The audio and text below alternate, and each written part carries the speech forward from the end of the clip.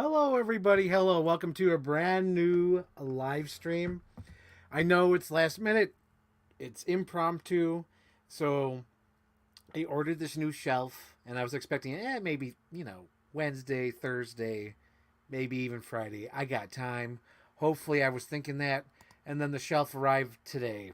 So I'm like, oh shit, I got to go through these toys because like my living room's a mess. I got all these boxes and I'm organizing all these action figures. So without a further ado, let's do this nostalgia unboxing. Yeah. All right. So, update from the last time. I showed off my Jurassic Park 3 car and I added the door back to it for the first time in like 20 years. So, when I went to the storage unit, I actually found the little sound effect thing. So, if you press the button,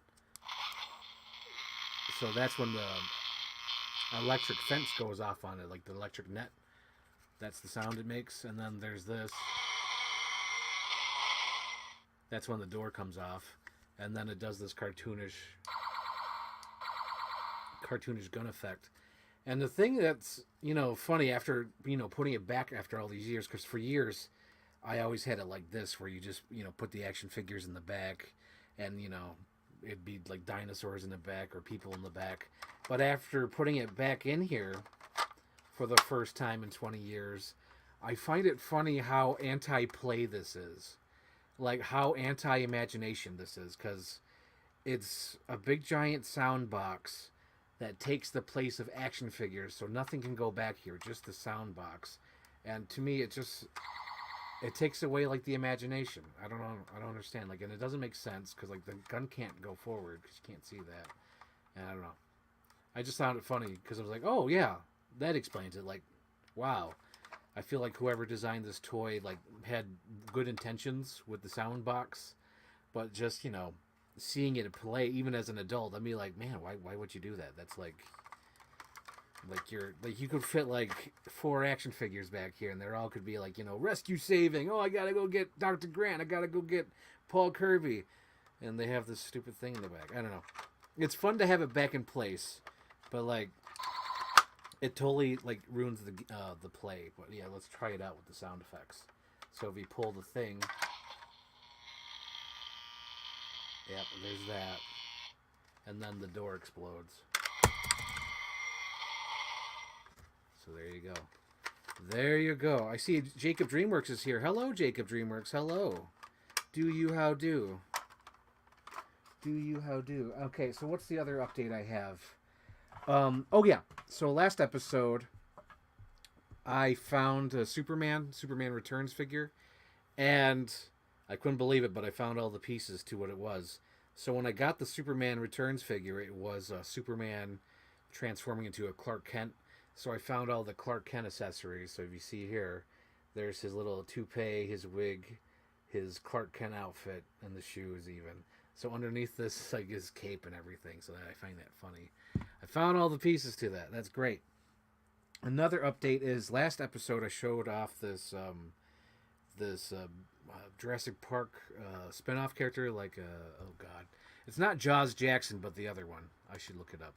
Pull it up, Jamie. Jurassic Park Dino Trackers.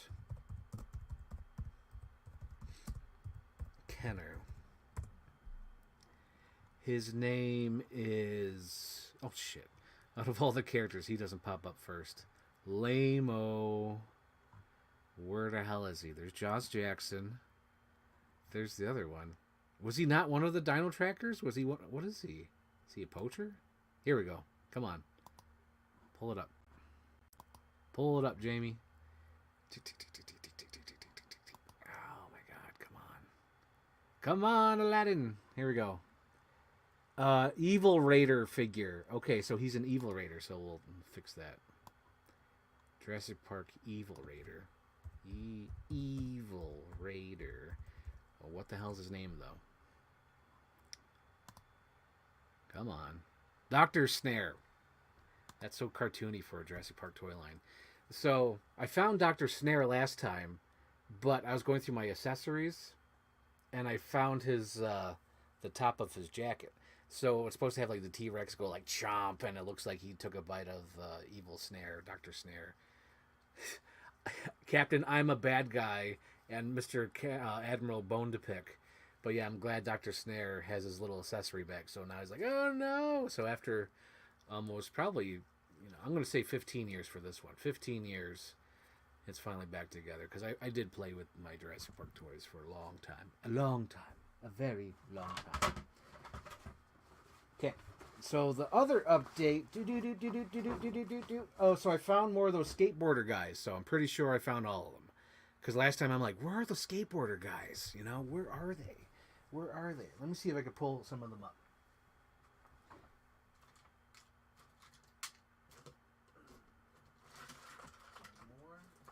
Any more in reaching distance? No, I don't see any more. Oh, anyway, I have at least 4 of these guys. Oh, shit, there's the other one. Okay. I see them. Oh, there they are. Found them all. Okay, so last time I only found this skateboarder guy here. So this is the only one I found. I'm like, I know I have more of these guys. I definitely know I have more. And then I found the rest of them. Here they are. Probably not the whole set, but a lot of them. So I'm assuming it's one of these guys that goes with the round thing. So there's this one. Did I even hold it up long enough? Hang on. I know I'm sort of like that where I hold it up and I take it instantly down. So you like wind these up and you let them rip. The only problem is that these guys have been in storage for so long that the little rubber thing that used to be on the tires rotted off, so they no longer really work. Yeah, I see you're quoting Mean Girls. We call it Jacob DreamWorks. So fetch, I see that. And then there's this guy too. Again, all their little rubber things rotted off in storage, dried up, I would say. Not rot, but dried up, because they've been in the hot storage unit for years. But yeah, this guy's supposed to have some sort of like traffic pull where he like goes around it. One of them like rides stairwell, and I think one of them has like a jump. So I did find them all. I found them all. Okay. The other cool update is I think I've been talking about it for the last couple episodes where I'm like, there was this cool set. It was like a mini Wrestlers, and it came in a 4-pack. I've been trying to find it. Where the hell is it? So I did find the wrestling ring, but I still got to find the pieces. I did find the, what do you call it? Oh God, the turnbuckles and the ropes. I do have those, but I need to find, where is it? I guess in this corner you put like a pole, and you have like a little thing so it looks like an Inferno match, and the little bell still works. That's pretty cool. That's pretty cool. All right, moving on to the main event. So these are all figures I just found in storage. These are the best ofs. It's not everything. Because after going through everything, I was like, yeah, there's some here that are like a little bit of stinkers, not that well made and whatnot. So, what's funny? I'm going to pull this one up first, but it was this. So in the other episode, I showed you the one I got from a flea market a couple of years ago. So this one I actually got from I'm guessing Savers, because it must have still been in the bag, but this is like a brand spanking new Back to the Future McDonald's toy right here. And it still works. Hang on.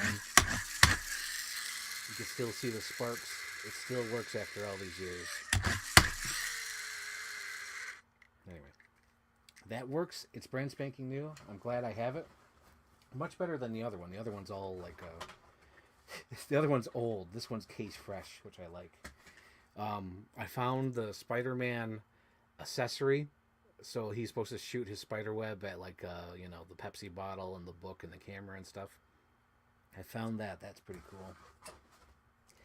I found this. I'm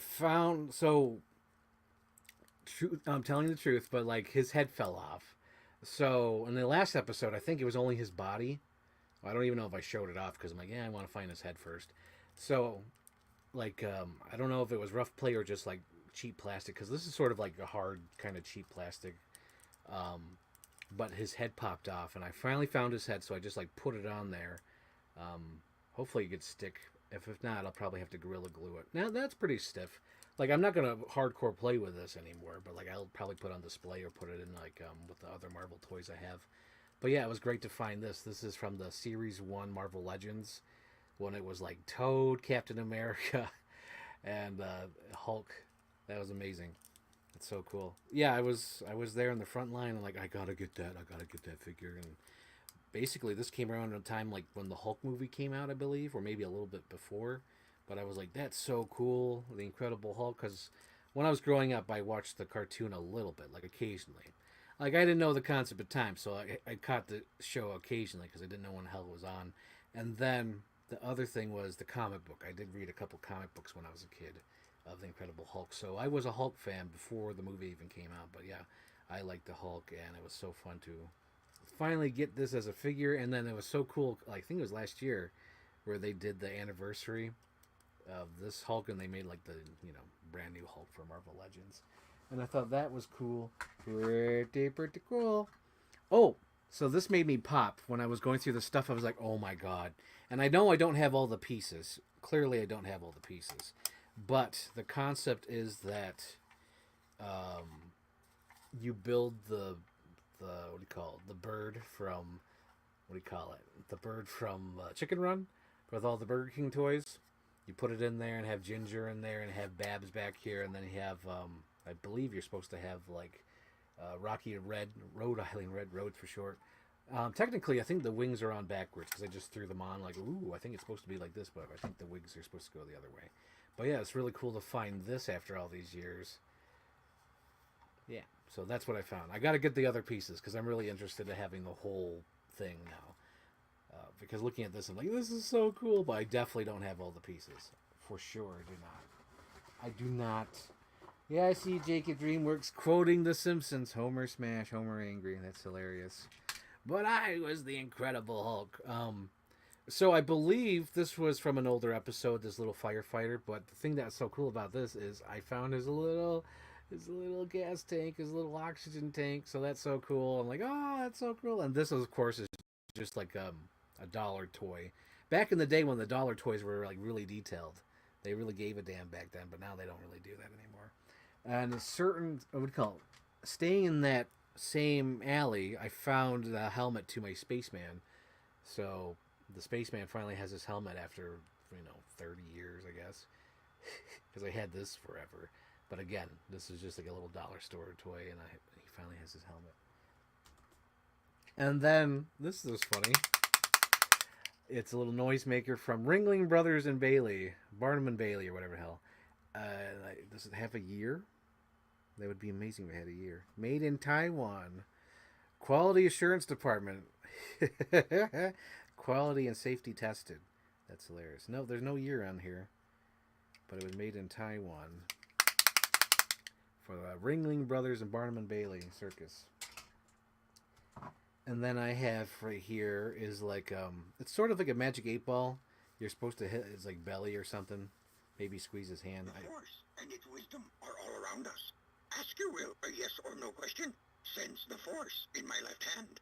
Press it and answer you, I will. Will Jacob DreamWorks quote Pinocchio? Squeeze too hard, you have. Will Jacob DreamWorks quote The Little Mermaid YouTube poop? Much to learn you still have. You must feel the Force around you. The answer then clear will become. So he's indecisive, my little Yoda here, but yeah, he's like a little magic 8-ball. You ask him questions, and he answers you. Hopefully, sounds like he's being very, very indecisive by not answering. But look at the cool detail. Look at this little Yoda. That's Ace Kynes, and he's got his little feet, and he sits on his desk. And I'm surprised he still works. Honestly, I didn't know his battery was going to be working. This is from the year 2002. That's a long time ago, guys. 2002? Holy smokes. That's how old he is. So, moving on. I found this cool whaley. This is like a little, like a humpback whale. I'm pretty sure I got this because I loved the movie Moby Dick when I was a kid, so I had to get this toy. That's really cool. So I got that. And then...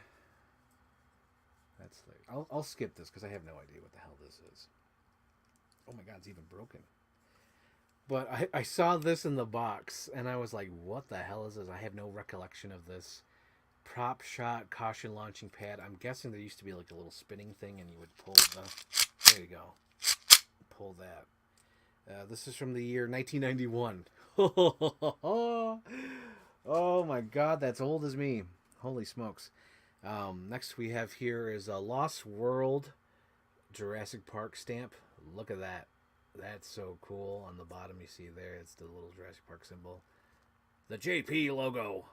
Of course, this is from 1997, I believe, if the year's on here. Yep, 1997. So he'll be displayed up there. He'll probably be stuck in a corner or something, just so he could be displayed. And this will go into my Bruce Willis corner, because I have a little Bruce Willis corner in the other room, where it's like Hard Again, my custom John McClane, Butch, Funko Pop, John McClane Funko Pop. What else is in there? I don't know if you can hear, but that was Yoda. That just scared the shit out of me a little bit. Also have Harry Stamper. So this will go up there too. This is a little Butch from a Pulp Fiction toy line I got from when I was in college, I believe. Or it might have been high school, like senior year. I forget which. I don't know if it was in college or high school, but I found these little Pulp Fiction figures. This guy came with the Gimp, Zed, and Marcellus. And I believe the other set was Vincent, Jules, the Wolf, and Jimmy. Don't fucking Jimmy me, Jules. Okay? But yeah, this is Butch. And he'll go on the Bruce Willis shelf. That's really cool. But yeah, a little close up. You want that gun, don't you, Zed? So what are next? Oh, so I have had this for as long as I've been alive, so at least 33 years. But yeah, this is a little puzzle, a little Stegosaurus puzzle that my mom got me when I was a wee baby child. And I found this in there and I thought, oh, that's pretty neat. That's pretty cool. I've always been into dinosaurs and dino toys and whatnot. Let's see, what are next? So from the looks of this, I believe this was with Wolverine, because then, like, you know, it goes around him. I believe that's what this was. This was definitely an X-Men toy. Marvel toy. Look at that. That's cool. Now this one, when I first saw it, I was puzzled. I was like, I have no recollection of what the hell this is. But then, after I put the stick on it, I was like, oh, I think I know what this is. So in the 90s, there was a lot of gimmick toys, like water-based toys, like, you know, like you'd be like Primal toys or light-up toys, or like little, like, look through the thing and you see a cartoon toy, and then there was water toys. And this was definitely a water toy. I believe this went to my Spider-Man. I have like a little water Spider-Man. And at some point, I'm guessing there was like an inflatable underneath this. You would inflate like a little spider boat, and I'm guessing there was like a little sail, and he would stand on here, and then this would get water, and I assume you press one of these buttons or something. You must press something. Is there? Yeah, there's the trigger. Yep, and out comes Bubbles. But yeah, this is like a little Spider-Man boat. I'm sure the inflatable's long gone. I highly doubt that's still around. But it was nice to find this. I was like, oh, that's cool. Maybe I could look it up and, you know, see if it still exists up there on eBay, and I could get like a new one or something. But I thought that was interesting. Like at the first sight, I had no recollection of this, but after like thinking about it and trying to piece it together in my head, I haven't looked it up yet. But just like looking at it, I'm like, okay, I think this used to be a sail, and there was an inflatable, and this is the Spider-Man with the water one. So I thought that was neat. I was like, that's pretty cool. That's neat. This was exciting to find. So this was an accessory that went with my Randy Macho Man Savage WCW figure. Like you would hit his back and he would knock the cage out. I'm not sure if this was actually based on anything on the show. I think there was, where he like busted out of the cage. But like the WCW Toy Biz toys always had like weird accessories and such. So it was fun to find this little cage. I was like, oh, I know what that is. Oh, here's the ropes and turnbuckles for that wrestling thing. So I have them. I have them here. So that's cool. Oh, here we go. So one of those skateboarder guys, what I was talking about. So there must be like a road sign I have somewhere. Or maybe it's, could be a fire hydrant or something, but like he wraps around it and skates on it, and as you can see, there's like a path where he would sort of jump over it. So that's pretty cool. There's a lot of skateboarding toys back in the late '90s, early 2000s. So that's his accessory. Oh, this is supposed to go on my Speed Racer shelf. So I have a Speed Racer shelf here, and I'm going to put this over there. It's a little Speed Racer car from the late 90s. 1998, Playing Mantis, Johnny Lightning. Yep. Pretty cool. So there's this guy as well. I do have his glasses, so don't worry. Looks like I got to glue them back. Looks like I glued them on before, but I got to glue them back again. But this is Walter Sobchak from The Big Lebowski. This is another one of those toys, because I admitted last time there was, like, what do you call it, instant regret or buyer's remorse. I sort of had a buyer's remorse with this because I was like, well, you know, what's this guy without the dude? And, like, just his size and everything, like, cartoony, like, I don't really collect this kind of stuff. So it was always sort of buyer's remorse. But now I'm looking at it and I'm kind of glad I have this because there's not that much Lebowski stuff. Like, I think McFarlane just finally made, like, a Lebowski Movie Maniacs thing. But yeah, after looking at this, I was like, you know what? I'm kind of glad I got Walter Sobchak. I like Walter. This is, of course, John Goodman from The Big Lebowski. So that was pretty cool. Yeah, his accessories was the Folgers cup, a bowling bag, and his little, his dog. The dog has papers. Its hair falls out. Fucking dog has fucking papers. Over the line! And we have the Simpsons movie toy. Little Bart Simpson. Of course, his audio doesn't work anymore, but I've been trying to find all my Simpson toys, or at least most of them. And it'd be nice to display them if I can. And here we have a Lost World toy. It's supposed to have a gate. I do believe I found the gate. So I'll put that together after the show. But it's the Matchbox series for Lost World, where he's supposed to have a gate and then he's supposed to break out of it and like bust the car open. So there you go. There's that. He rips the door open right off the truck. Let's see, I'll show you that again. It's pretty cool. Pretty cool. Yeah, but there's supposed to be a gate around it, so it looks like it's all that. And then it breaks out. Oh no, a Stegosaurus breakout. That's awesome. So I should leave that out somewhere because I need to put the pieces back to that. And then, where to go? Oh, a little sentimental story here. So I went to Texas in 2016, I believe. Possibly 2017, but I think it was 2016. So I went to Texas in 2016, and there was these... what do you call it? There was this duck tour in Austin, Texas, I believe. And it's like a bus that goes around Austin and then it drives into the water. And on this duck tour, I looked at this one building and I was like, hey, Mom, that looks like it's from the movie Piranha, like the 70s movie Piranha. Isn't that like where they turn off like the water supply and, you know, open up the dam and let the salt water in or whatever? And then just as I say that to my mom, the guy on the radio was, yeah, if you look over there, that building was featured in the film Piranha by Joe Dante. Blah, blah, this and that. He explains the whole thing. I was like, oh my God, I was right. And on the trip, they gave us these little duck quackers because it was a duck tour. So the reason we call it a duck tour is because you could drive the bus on land and then drive into the water. It's a gimmick thing. But they give you these little things on the tour, so you go, so that's fun. So it's much louder than I thought it was going to be. I'll keep that up there because I could put that with my accessories and whatnot. What are next, Postcat? What are next? There was this cute little Mulan toy I found, and I was like, I'm gonna roll the dice. I'm gonna assume the toy still works, and it does. So you pull it out, and this guy like roams around, and it gets dragged. So it's like the three guys from the Mulan movie. Fa Mulan. So that's pretty cool. That was neat. And then I'm still trying to figure out where this came from. I think it might have been a Batman toy. Could have been a Spider-Man toy. Let's see if there's any clues on this. Let's see if it says DC or Marvel. I don't know why, but I feel like it was like a Batman Beyond toy.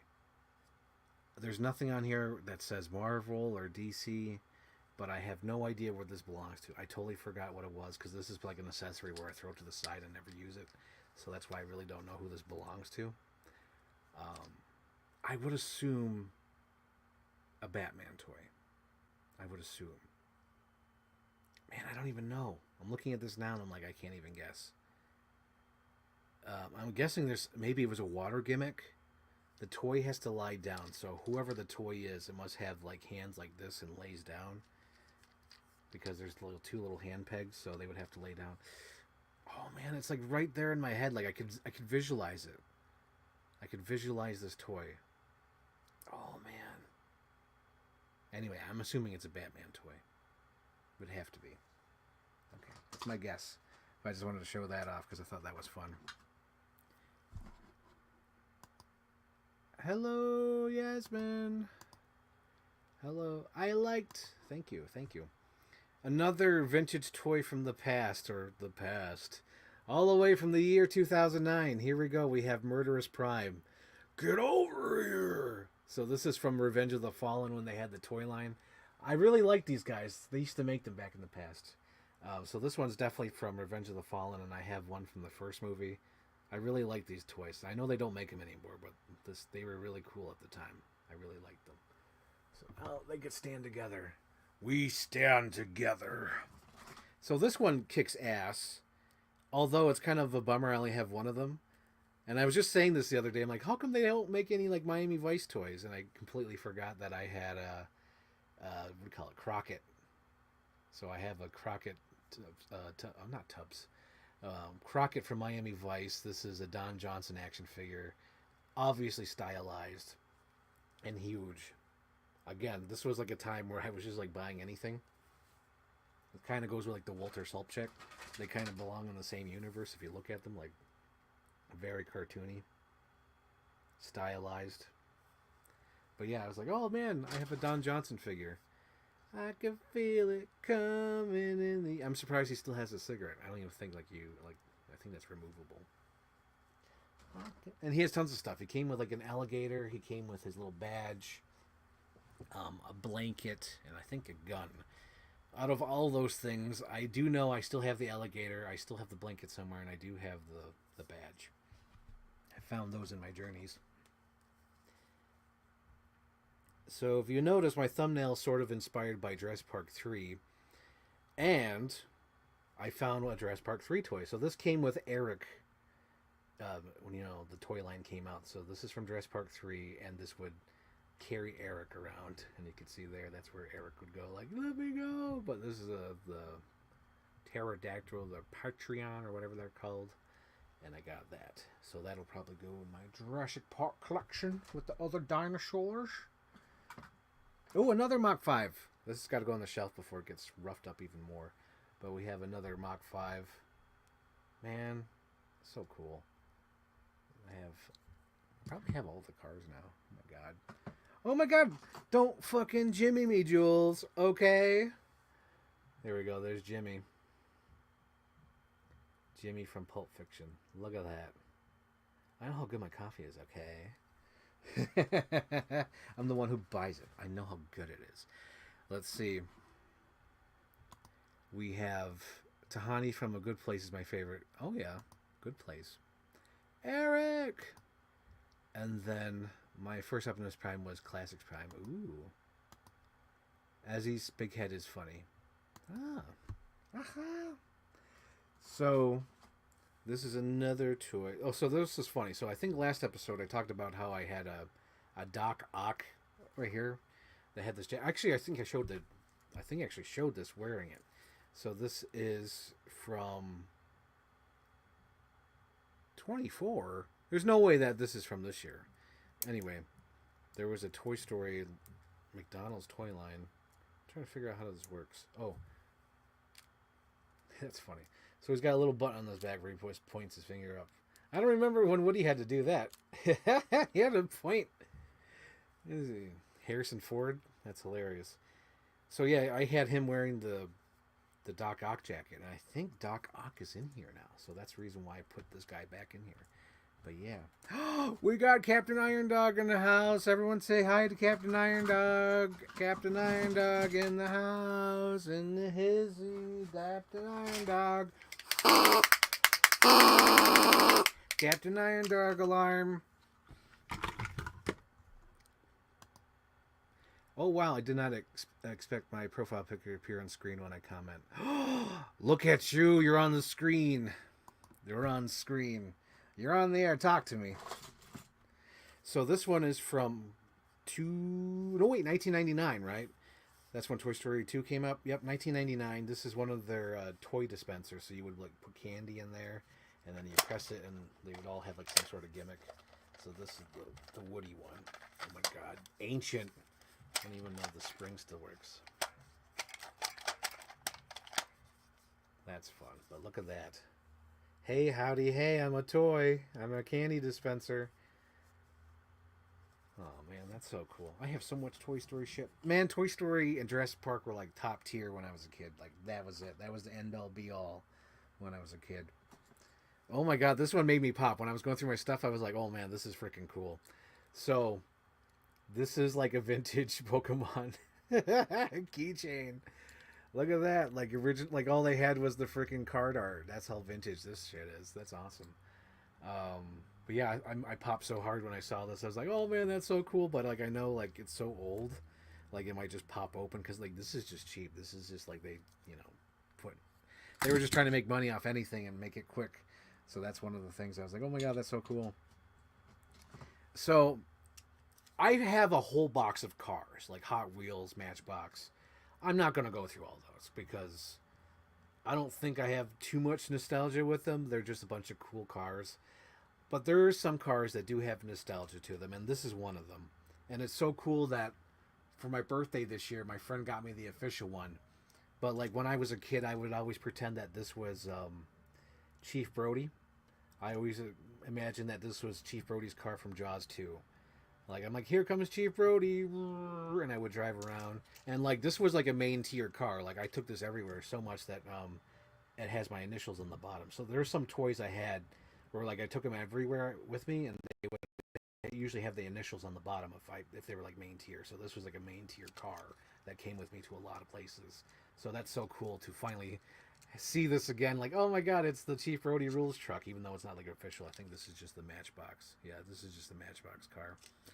But yeah, for the longest time, this was my Chief Brody one, but now I have an official one from my friend who gave me to my birthday. My birthday. We have Jacob DreamWorks. Do you like the Fantastic Sound soundtrack from the Fantasia Laserdisc? I believe you've asked this before, and I have never dove that deep into it. Never dove that deep into it. Like, I didn't even know he was dubbed until somebody told me. Well, I think you told me. You told me. You did. So this is another Pokemon toy. This one's from 2011, though. 2011 Pikachu. Pikachu. Pika. And his gimmick does not work anymore. He no longer lights up. Coming now for your free reading. So we have Nick Van Owen from The Lost World. There was 3 Nick Van Owens that I know of. So there was this one. Clearly, they had no idea who Nick Van Owen was going to be in the movie, so they quickly just designed this and pooped this out. And then the next one was in the High Hide, which closer to Vince Vaughn. And then there was another one that came out, which I've never seen in before in my life. And I think it's one of the most expensive ones because it's more rare to find, but it was a biblically accurate Nick Van Owen. But yeah, this is the first Nick Van Owen that came out. This guy was definitely repainted and reused so many different times for like the generic Jurassic Park toy lines. That they had like so many generic Jurassic Park toy lines that came out after this. But yeah, this is the generic Nick Van Owen. And I believe his accessory was just like what Dennis Nedry had in the first toy line, which is kind of funny. But yeah, this is him, Nick Van Owen. Look at that non-likeness detail. Hang on. Can we do this? Look at that non-likeness to Vince Vaughn. That's hilarious. That's hilarious. What else we got? What are next? So, I guess there was a Batman animated series like Metal Toy toy line. There's about maybe 8 of these. I just saw it online. There was a checklist. I was like, ooh, I have that. I was just going through this. This came out in 1992. So I was a little kid already collecting freaking Batman stuff in 1992. Look at that. Because when I was a kid, I was a huge fan of the Mask of the Phantasm, so I probably had a Mask of the Phantasm cake. A good example is this. Kind of cover that, but Mask of the Phantasm cake accessory. Pretty cool. Oh, this is the better looking one. That one's all beat up. This one's the better looking one. There's a better paint job on this. But yeah, this was on top of a cake I had when I was younger. My birthday cake. Batman the Animated Series. Pretty cool. Totally looks like Vince. It totally looks like Vince Vaughn. Oh yeah, I was excited to see this. Maybe see. Okay, the gimmick does not work anymore. He no longer sparks. But this is Kevin Kline. That's all. I don't remember the name of the character. Artemis, I think, maybe, from Wild Wild West. This is from Burger King. I don't know if you can see the logo. Oh, yeah, you can see the logo. Burger King. This came out in 97? Oh, 1999. Oh, my gosh. So for those who know that when Kevin Smith's Superman was canceled, they went right onto Wild Wild West, and they had tons of toy lines. They really heavily pushed this movie so much. I didn't even see the movie until years later. I don't even know if I've actually... I think I've seen the movie, but it doesn't stick in my head. And I saw it years after the fact. I didn't see it in the theater. But yeah, this is from Wild Wild West. When I'm going to the Wild Wild West. When I'm going to the Wild Wild West. So I popped when I found this too. I was like, oh, there he is. My original King Homer. Homie. Homie. There he is with Marge. Marge. From the Halloween toy line. So we're finally getting to one of the main characters from the thumbnail. Is this little zoomer Adonis Rex from Jurassic World. This one's not that old. So when Jurassic World came out, I was so freaking excited about every piece of goddamn merchandise because I was like, I've been waiting 15 years for this. I'm going to get anything and everything if I possibly can. I think I have everything from that first movie. So, or most of everything. I'm not going to say everything, I'm just talking about toy-wise. I think I have most of everything. But there was this little Zoomer toy, and it was hard to find. And me and my mom kept looking at stores to see where it'd show up, and we finally found it. So we drove out at midnight when stores were still open at midnight. We drove all the way to freaking Target, and we got it. And there was only 2 of them on the shelf, but they had this. I do have the remote somewhere. I did find it, but I got to put the batteries in it or charge it or whatnot. But this is a little electronic Adonis Rex that just rolls around and whatnot. And I've had this, and this is amazing. I'm so happy that I have it. Little Adonis Rex, little gimmicky robot toy that they made in 2015.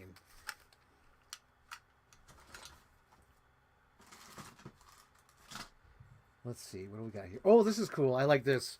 So when I was younger, I had a Baywatch Barbie. I believe it was a Baywatch Barbie. It must have been because she had the red outfit or whatnot. And she came with this little dolphin.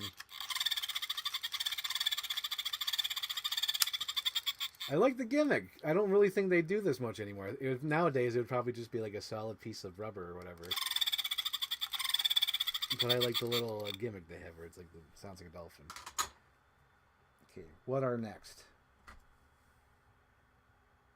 Oh, I was going to show this on the podcast, but I really can't. So I found my high school ID from, what do you call it? I would say, senior year. Stupid. Yep. But yeah, I'm gonna cover my school because I don't want Jacob DreamWorks tracking me down. But here we go, grade 12, senior year. There I am. It's me. Look at all that thick hair I had. Now I'm thinning. Look at that. But yeah, it's from my senior year in high school. What else we got? What else we got? Oh yeah, this made me smile.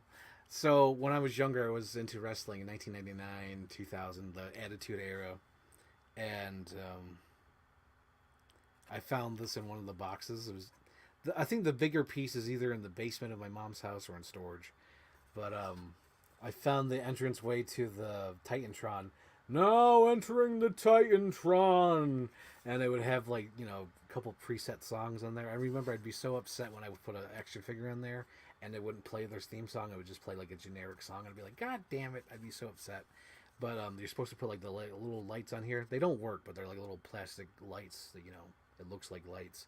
And the stage is here, and it has like little signs here that says like Raw, SmackDown, or whatever. And then they would do the entrance. Oh yeah, this made me smile because I was so stupid. Oh my gosh!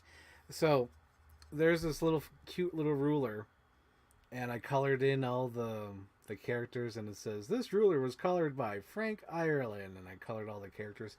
But the thing that cracks me up is because this side only has inches, my dumbass thought I could just draw centimeters, so I drew centimeters on the other side.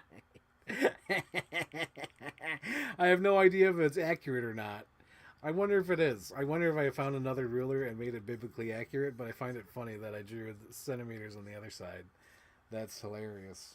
I wanted to show that off on the stream. Like, oh, look what an idiot I was. So, oh, there's no picture. It's just a stupid telescope. But I found this. This is clearly from the Cat in the Hat movie.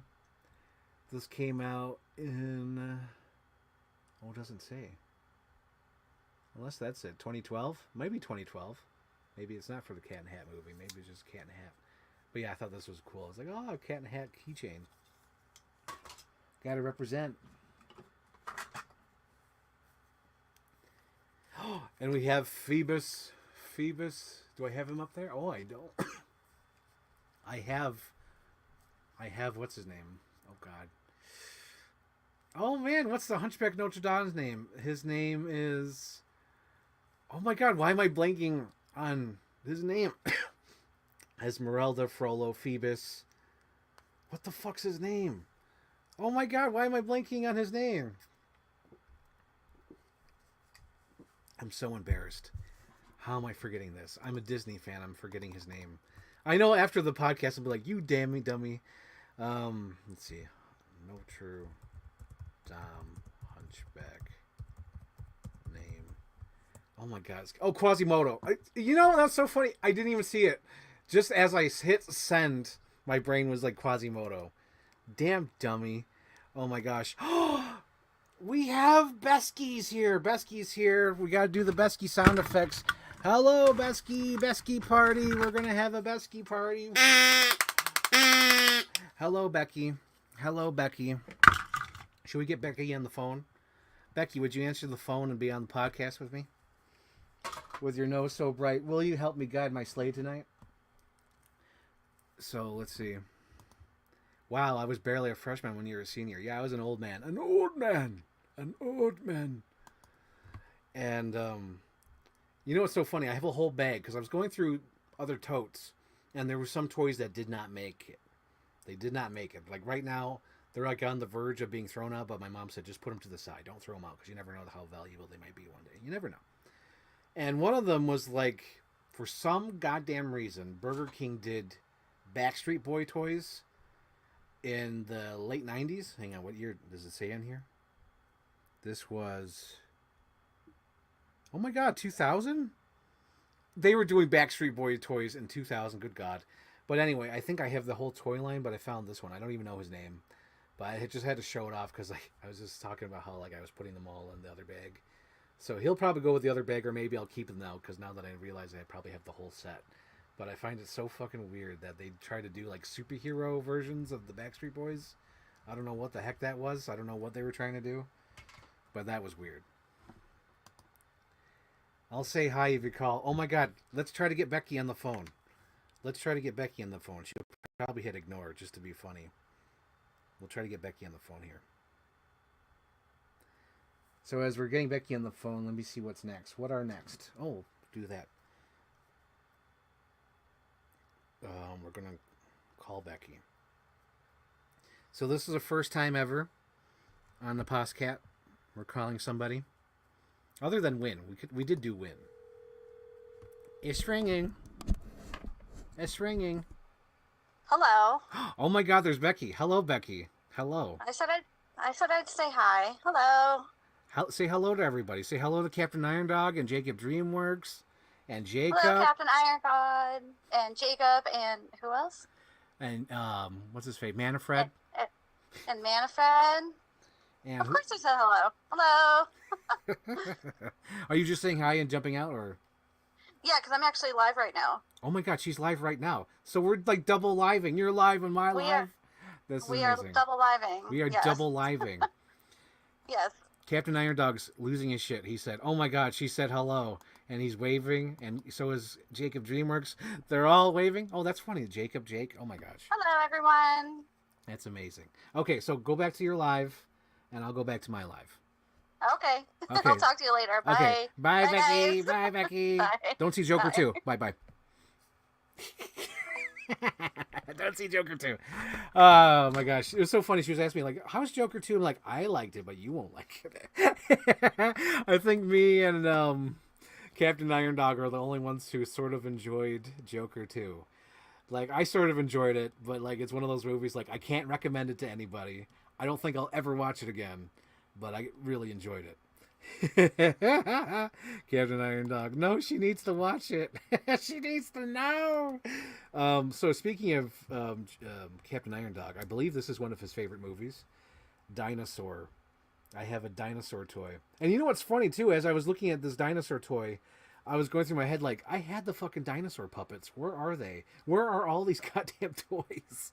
Because I'm in the storage unit and there's only like maybe 2 or 3 more totes left. There's not many, and there's some like modern ones, but it's like, where the fuck are these toys? Like, did I finally throw them away a couple of years ago and I have like no memory of this? Oh my gosh. I heard it was artistic. The critics were brutal. Sort of. I loved it. Captain Iron Dog, I loved it. Oh my gosh. But yes, Becky, you should see it, but like, don't see it. Like you can see it on your own, but like, I'm not recommending you to go see it. You know what I'm saying? With Joker 2. Yeah, because the movie, oh my God, like half the time I was like, is this a dream? Is this even happening? Is this even real? Like half the time I was like that. And by the time the movie was over, okay, I'm like, okay, so most of it was real. Only the fantasy, like only the parts when they were actually singing was fantasy. And the part that took me out of the movie, full spoilers. Actually, not full spoilers because Becky's watching. There was one point in the movie where they played that song "My Life" by Billy Joel, and I was like, "Oh shit, come on, man!" Because Todd Phillips directed the Hangover movies, and he already used that in Hangover 3. So him using "My Life" again in this was like, "Oh come on, what are you doing?" I get that he's trying to do like the Frank Sinatra "My Life," but I just thought like, "Come on, man." Come on, man. So anyway, moving on from the Joker, because I don't want to spoil it too much for Becky. Becky, I'm not recommending it, but you should at least see it. I was so happy when I found this. This goes with my Goldberg. So what you do is you hit this little thing, and it makes them leap. Dude, this was like my main accessory. Whenever I like took toys around, I would carry this accessory. I just recently just put this WCW back because for the longest time, I had it like this because you could make them bounce higher without this thing because this sort of stops it. So now I just recently put them back together for like literally the first time in like 25 years, putting it back together. Because like, man, I just loved how I would make them like leap, like boom, make them jump. It was so cool. So cool. Oh, hang on, before I move on. You know what? Captain Iron Dog's going to like this. So I have this little recess toy. This is from, it doesn't say what year. Damn it. Anyway, there was like a recess toy and they all had like little sports things. And this girl had like the pigtails. I forgot her name. But I made her look like a Native American. I put some war paint on her face. So she would like hit that ball. Oh my gosh. I like that gimmick too. Like it's like you think as a kid you're like, oh man, it's gonna hit that ball, and it just goes like the little limpest freaking move. It's so fucking limp. Oh my god, like what's the point? Oh. we have El Dorado toy. Oh my god, he leapt it, and I like the little gimmick they have on here. So, hang on, let's turn off the lights. Turn off the lights if you really want to see me. Turn off the lights, girl. Oops. So if you put light above his head, his eyes light up. So that's cool. And that really works on this camera. Holy smokes, look at that. If you really want to see me, girl, turn on the lights, girl. That's so cool. They don't do that now. Why? Why did Burger King shit their pants? Oh, that's right. They're trying to save the planet. So there's less garbage in the world. But I want to collect the garbage. Cubone. Cubone. This is Cubone from like one of those original freaking Pokemon toy lines at Burger King. He probably came in one of those suffocating balls. So I don't know how young you guys are. So back in 1999, they were like really trying to make this Pokemon stuff. Like it was like hot. It was hot shit. And they had these little Pokemon toys. Let me see if this is even one of them. It is. Oh my god.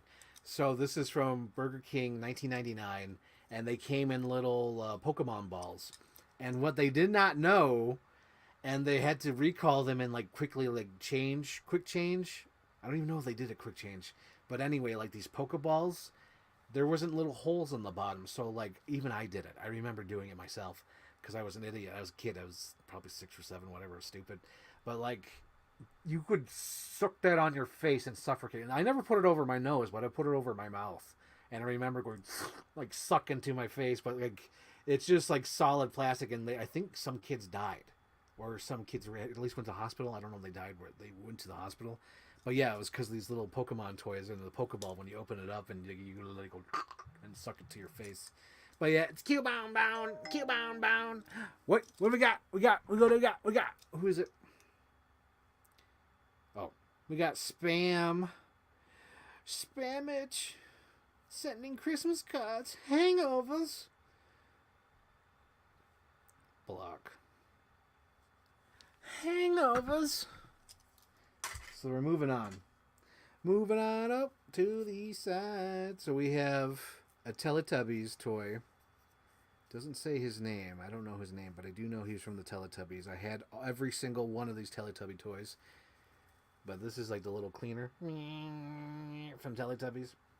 He's a keychain, and he does it. Time for Teletubby bye-bye. The reason why I know a lot about Teletubbies is because I did not have cable. I had PBS. So I would watch Dragon Tales. It's almost time for Dragon Tales. Come along and take my hand. We're going to go to Dragonland or whatever the hell.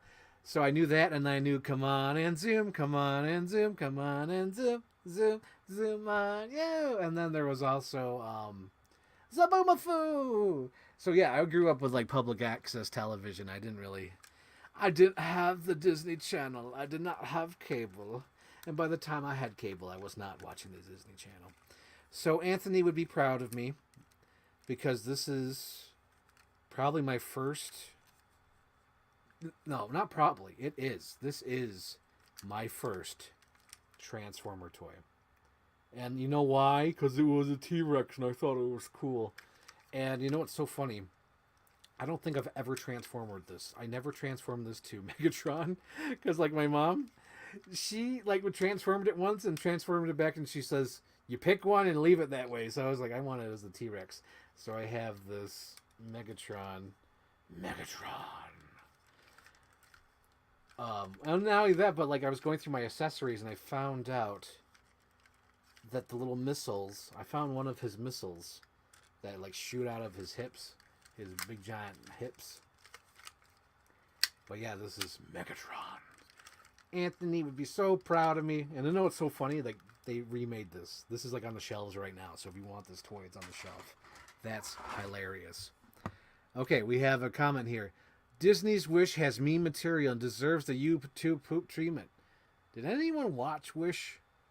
Raise your hand in the chat. If you're watching the show, raise your hand if you watch Wish. I have not watched Wish yet. I've not heard any good things about Wish. Only Jacob DreamWorks has been promoting it. Raise your hand. Megatron. boxes. So this toy I've had my whole life, and I'm sure Jacob DreamWorks is going to pop when he sees it because it's from one of my famous YouTube poops. And forgive the look of it. This has like literally been through everything. And my mom's always like, clean your toys. But I'm like, no. He's got to have his war scars. So this is a played with Flounder. Flounder, don't be such a guppy. This is from the year... Oh god, it doesn't even say. Please empty completely after each use. So I'm guessing this is from definitely the early 90s because it still has the old school Burger King Kids Club meal logo on there. So that's really cool. Oh my gosh. Normally, because I sort through my toys first, like what goes into like, garbage or, kind of keep but don't really throw away. This was going to go in there until I started seeing how well the gimmick worked. Hang on, we got to turn the lights off.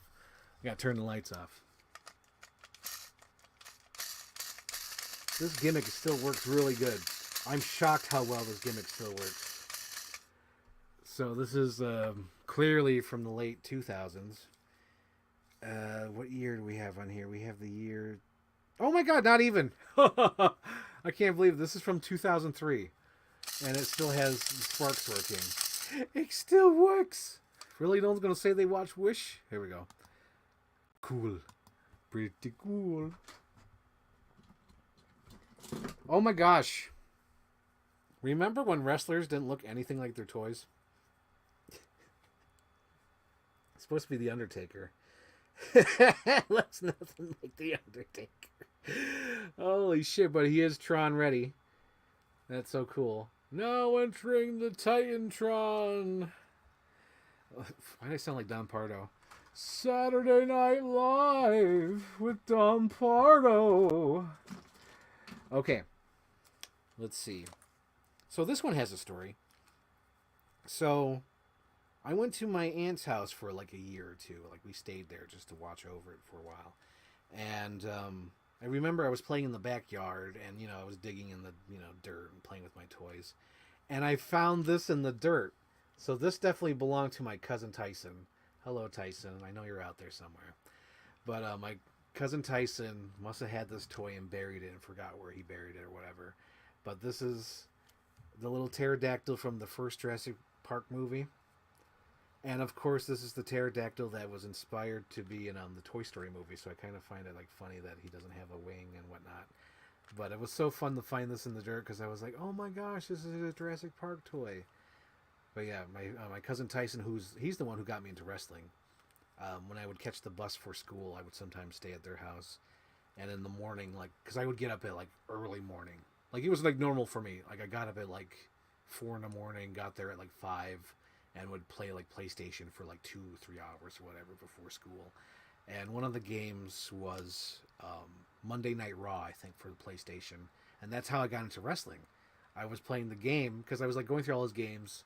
Because he said, you can play games you want, so I was just going through the games, and I really gravitated to the wrestling game, because it was like a button masher, and you could do all these things, and you could have Stone Cold, Shawn Michaels, Kane, Undertaker. It was a really cool game, so that's what got me into wrestling. And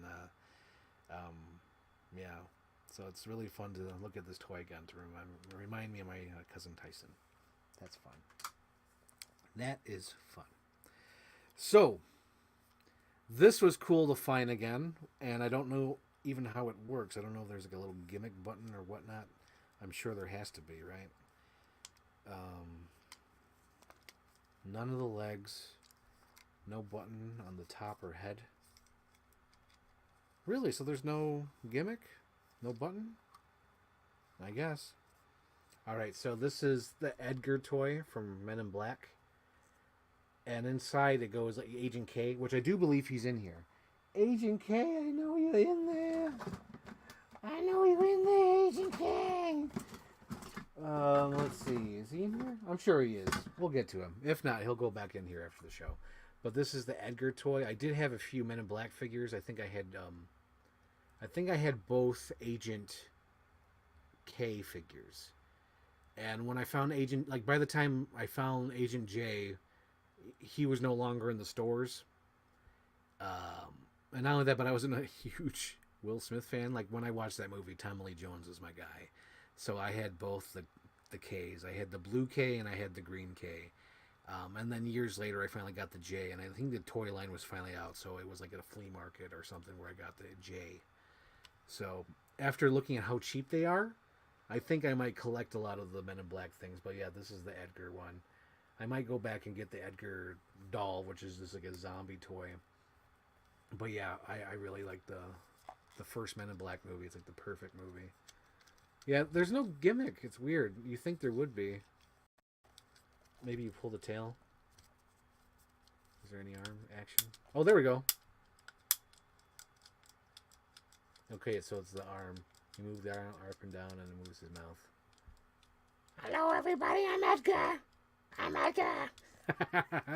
No, Edgar talks like this. Every hour we tore the wings off a fly. Men in Black frickin' rules. Anyway, here we go. This is from the Lost World. I did find all his accessories too. So this is the baby T-Rex from the Lost World toy line, 1997. So he comes with a cast for his leg, and he comes with a little muzzle. And I think he does have a gimmick for his mouth. I'm pretty sure, right? No? No, it's no gimmick. He just literally, you just open up his mouth and whatnot. But the gimmick is like this. Like, oh my God, his leg's broke. The bone's showing. Oh my God, we gotta mend his leg. We gotta put it back together. Ah, look at that. You fixed his leg. I never understood that as a kid because I was stupid. Because now as an adult, I'm like, oh, yeah, it's supposed to look like his leg's broke. That's his bone. I get it. That's a cool gimmick. But now that I'm an adult, I get it now. As a kid, I'm like, why does it look like that? Why does his leg look like that? I didn't put it two and two together. Full disclosure, did not put two and two together. Oh my God. I got to show this one first. Oh my gosh. Yo, how come they all beat up? It's Zed. Eeny, meeny, miny, mo. I got Zed here. Is Grace all right up front? Yeah, Grace should be fine. Yeah, there's there's Zed from the Pulp Fiction toys. That's hilarious. Oh my God. So years ago I rebought this figure because I was like, well, I know this one's missing its pieces. But after, finally taking the time and putting everything together, I found his pieces. But it's good to find my original one, though. But this was my original Harry Stamper. So his helmet's in my accessory bin. So is his other foot thing, because like this thing comes off for some reason. I don't know why. I guess they just have to show like accessories or whatnot. And he has a big giant missile thing. But yeah, it's so cool to find my original Harry Stamper. My original Bruce Willis toy. Very cool. Oh, another toy from Captain Iron Dog's favorite movie. The Brachiosaur from Dinosaur. Look at that. That's cool. Really, really... Oh, this one shocked me. Okay. Shock me. Turn off the lights. The gimmick still works on this. Look at that. It still lights up, guys. This gimmick.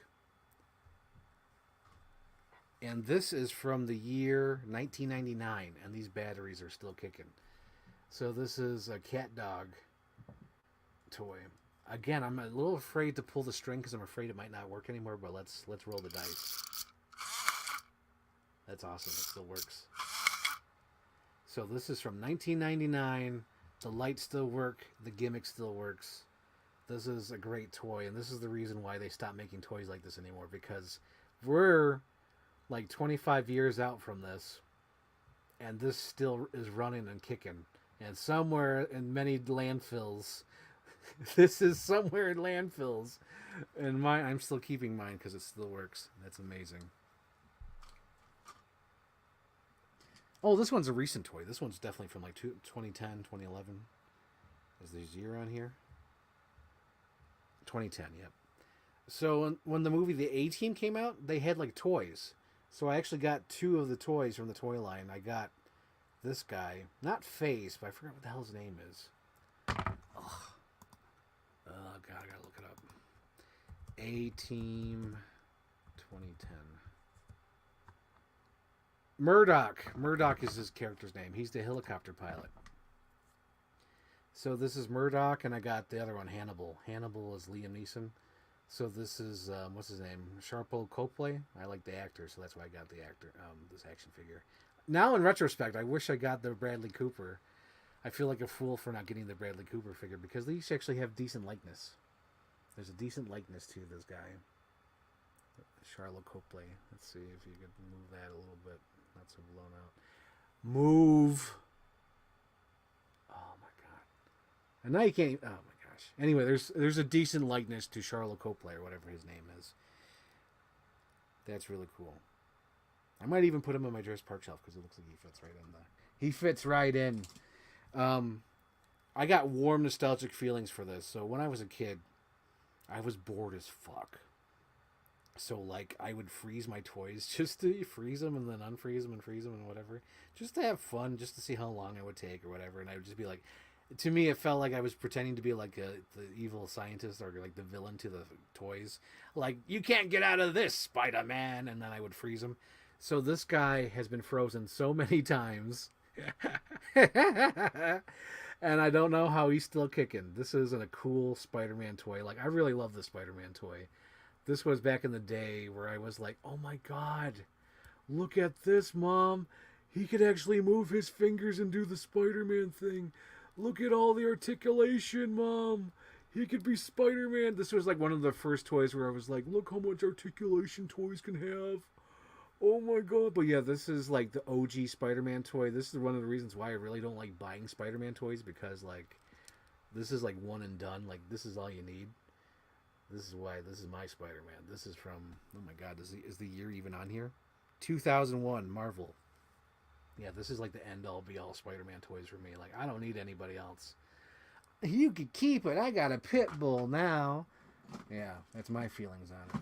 Oh, let's see if this gimmick still works. Probably not. Oh, you kind of barely hear it, but it's supposed to make a cricket sound. Mushu, you're one lucky bug. We got a comment from Captain Iron Dog. I remember having most of the dinosaur toys. Yes. That sounds like Captain Iron Dog. I believe in Captain Iron Dog. So this I think I must have got from a Savers because I don't remember anything about this. But yeah, this is a Darth Vader. Because I buy those Savers bags and they just have tons of toys in there. I don't have any recollection of that one. Another Wild Wild West toy. We're going straight to the Wild Wild West. So that's supposed to be Salma Hayek, right? She's in front of the little runaway car. What else we got? Oh, I wonder if this still works. The gimmick is long dead. But this was supposed to have sparks in his mouth. I am Reptar. Hear me roar. So is this from Burger King? Yep, Burger King, 1998. The gimmick no longer works. But it's still a cool looking toy. Look at that. That's an awesome Reptar. You know what's so funny? Like, nowadays, this would be like $30. Like, stupid, ridiculous. Have you ever looked at the prices of Reptars? It's stupid. It's like ridiculously stupid because I was like, oh my god, that's a cool Reptar. And it was like $30 or $50. I'm like, you fucking out of your mind. But yeah, these old Burger King Reptar toys freaking slap so hard. I love them. So cool. What else we got? Oh my god. So this is also in the bag out there, but I had to show one of them off. But I remember the Dragon Ball Z toys from Burger King. Man, this felt like it took for fucking ever. I remember being a kid and I did not like anime. I had no idea what Dragon Ball Z was, and this toy line for the Burger King toys seemed to last forever. They kept giving these fucking toys out. Oh my god. I probably have them all, or at least most of them or something. But like, I did not like them. From the year 2000. Oh my gosh. I think I didn't like them because just like, they're just solid. You can't do their arms don't move, their legs don't move, their head don't move, they're nothing. They're nothing. I don't like them. They're nothing. So this is one of the coolest action figures I have ever had. Again, this is one of those like After you purchase this toy, you don't need another one. You don't need another one. There's only going to be one blade. But this is like a Kurt Connors lizard. This is the best looking lizard toy I've ever seen in my life, and I've never had a reason to upgrade or get another lizard toy. This is awesome. This is the best freaking lizard man. Like, I can't even see Marvel Legends doing something cool like this. This is freaking badass. Again, I'm guessing this is from 2000, right? This is from... No fucking way. Does that say 97? 1997? Fuck off. Oh my god.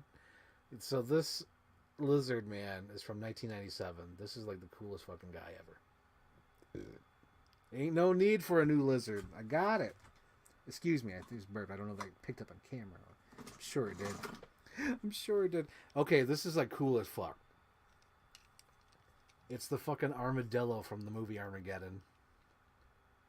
That's so fucking boss. This will definitely go on the Bruce Willis shelf.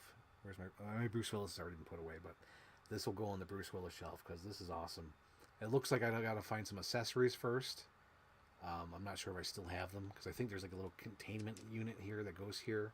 The drill goes over here. I'm not sure what goes on top, but I do know I have the cart. But like definitely something is on the cart's missing. This is missing. I know this is like solid metal. Hang on, I'm not even holding on camera. So there's a backup cart that has like a little drilling station. I don't have that. This is like a little piece of metal. I don't know where that is. I don't know what went here, but this is the drill. The drill goes here. But I think I have most of the pieces. I'll have to Google it just to see what I'm missing. Maybe the guy on that website, the action figure checklist, has it on Instagram. My God, I found him last night on Instagram, and it was just taking the screenshots and whatever, helping me out. Oh my God, maybe this one works. I have another Reptar. Nope, this gimmick doesn't work either, but I have another Reptar. I thought I was repeating myself, but I'm not. I really do have like 2 Reptars. So I have all the money's worth of Reptars. Okay, this one, I have no idea what this is. I don't know if this is a Transformer, or is this like an Animorph? This was definitely a McDonald's toy. Ba-da-ba-ba-ba. Oh, it's supposed to be a Transformer, I guess. So he's like a little stingray. He's a little stingray monster. And then he turns into a Transformer.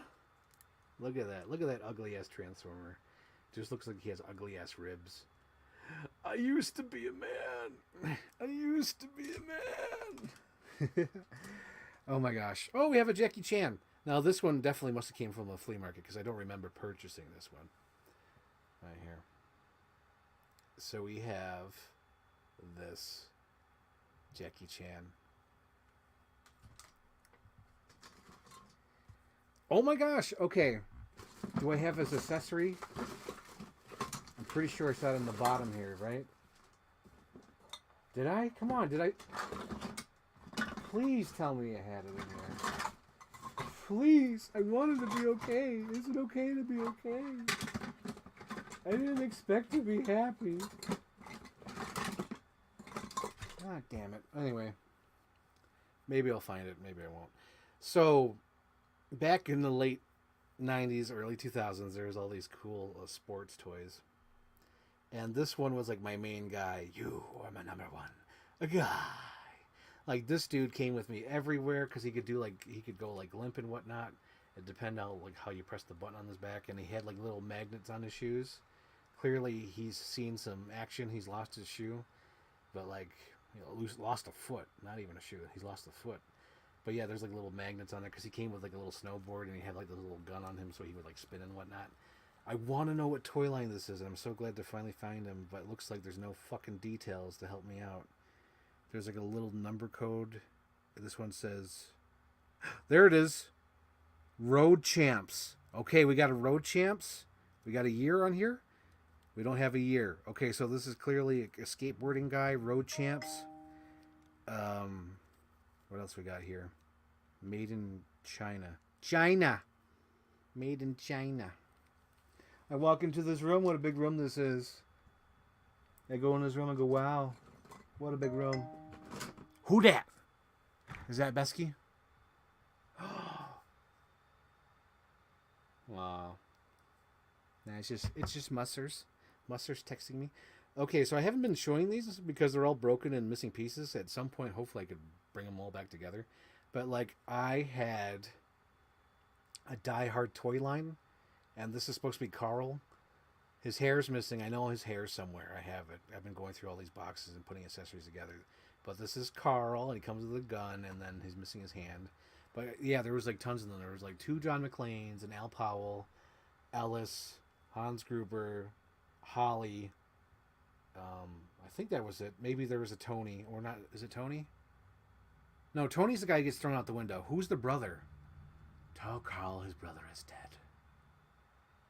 Shit, what's the brother's name? I don't know. I don't know. It's the brother to Carl. I don't even know if they say his name in the movie. This is a, what do you call it? I think this is from Dollar General, 1998. This is from Dollar General, I think, but this is when they actually had like cool dollar toys. And you don't get this quality anymore from a dollar store toy. But yeah, look at that paint detail. But yeah, I like this figure. It's like a Vietnam, clearly a Vietnam, like, send in the choppers. Oh my gosh, look at this. Like I know there's like new ones now from what do you call it? NECA. But this one was like one of the early ones. This is the Terminator 2. Terminator 2. Oh my god. So if you guys watched the Frank Ireland show, which I highly doubt you watched the Frank Ireland show, but back when I was in college, I did vlogs, and this was like before like vlogs like caught on. If I kept it up, I would probably be one of those famous people. But I remember my roommate being annoyed. He's like, "You've got nothing to talk about. Stop doing vlogs." So I stopped doing vlogs. I kind of ran out of things to talk about. And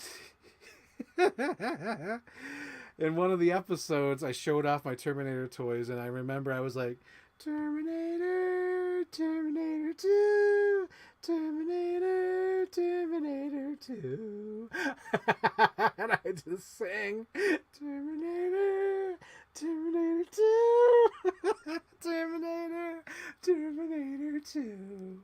But yeah, he'll probably go on the horror movie shelf, or probably more likely the movie shelf.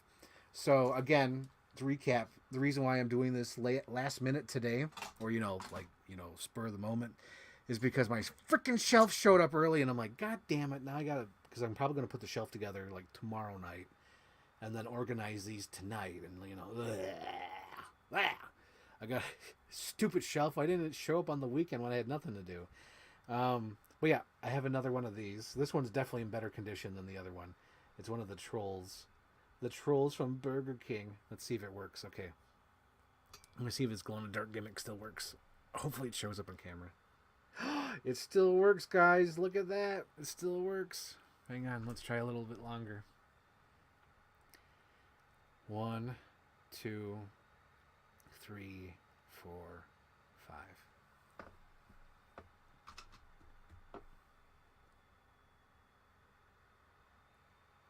Well, I can see it on my end. It's definitely working. Definitely working. How about this, Postcat? We're going to put this troll next to this light. So he'll get the light. I saw the light. I saw the light. However that Johnny Cash song goes. Wait, we got some cool ones. We got like that's a cool lizard. You're rich with all those Reptars. Hell yeah. Because Reptar is stupid expensive. It's free real estate. What else we got? I think this will go on my Speed Racer shelf, even though my Speed Racer shelf is probably filling up with all the like little accessories. But like I had a little Bendham's Speed Racer. Oh, Speed, you're wonderful. Here comes Speed Racer. He's a demon on wheels. Oh my gosh, guys. I was so excited when I found this. And that it's so fucking rare that I can't even find a picture of it online that didn't look stupid. Because like every picture online of this is mint in package. I didn't see one loose. So this one's loose. And I'm going to definitely display it. Probably in my movie shelf. Hopefully. Hopefully I don't change my mind. Because here's the idea for the new DVD room shelf. So the reason why I'm getting... Well, I always had it in a plan. Okay. So when I moved in, there was like a little closet. And I measured it out, and I'm like, I'll put a shelf there at some point and put toys in there, right? Never did. So, because I was like, I have some extra space on my Blu-ray and DVD shelves. But you know me, I've been buying DVDs and Blu-rays, and like Titanic, all those spillways are filling in. So I'm running out of space for the action figures. So I'm like, I have to get a space. So I think there's going to be 5 different spaces. So definitely Batman animated series, and probably the Kenner toys from the movies. Movie characters. He-Man Masters of the Universe / YouTube Poop, like themed. And then I forgot these two. I think it might have been like Simpsons or animated characters, and then maybe Small Soldiers. But I got to figure it out yet. But yeah, those are the ideas for the shelves in there. But yeah, so cool to find this. Dun, dun, dun, dun, dun, dun, dun, dun. This is great. This is definitely fantastic. And not only that, but finding out that there's like hardly any pictures of her online, it makes me want to do the video. I always wanted to do this because I don't think there's a channel. Like, maybe there's a channel that does it. But like, I want to get toys sometimes. Like, not all my toys, but some of them. Like, I want to put all their accessories together and just put them like on a little rotating thing so people can see like all the different sides of the figure. Because I already have the rotating base. I already have the camera, like the light box. So at some point, I just got to like record them and just do like a 360 of them holding their accessories and without accessories, just so I could like create some content. But I don't know. I don't know how much effort that would take and if it'd be worth it. But yeah, I kind of want to do it with this character just because she hardly had any pictures of herself online. And I feel like that's like, she's like rare. And in fact, I'm going to put her up here because I don't want her to get any scruffed up more than she should because she's expensive. She's expensive. This one is definitely a dollar store toy, and I got it because it reminded me of Street Shocks. Look at that. Look at that. It's a shark on a man's body. Pretty cool. Clearly a dollar store toy. Very light articulation. Not much to talk about, though. And here we have Scott Evil. You know what's funny too? Last night I was going through my the checklist on that guy's Instagram of action figures. Apparently, I have a mini me. I have a mini me somewhere. I don't know where mini me is. I didn't even remember I bought it, but I must have a mini me somewhere because I have all the accessories. I found a little book, and I found Mr. Bigglesworth. But apparently, I must have it somewhere. Well, that's cool. It's little Scott Evil. Scott, you don't get it, do you? You just don't.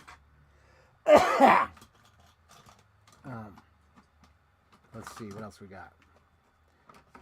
Oh, here's John McClane. You know, it's funny too because I'm such a nitpicker.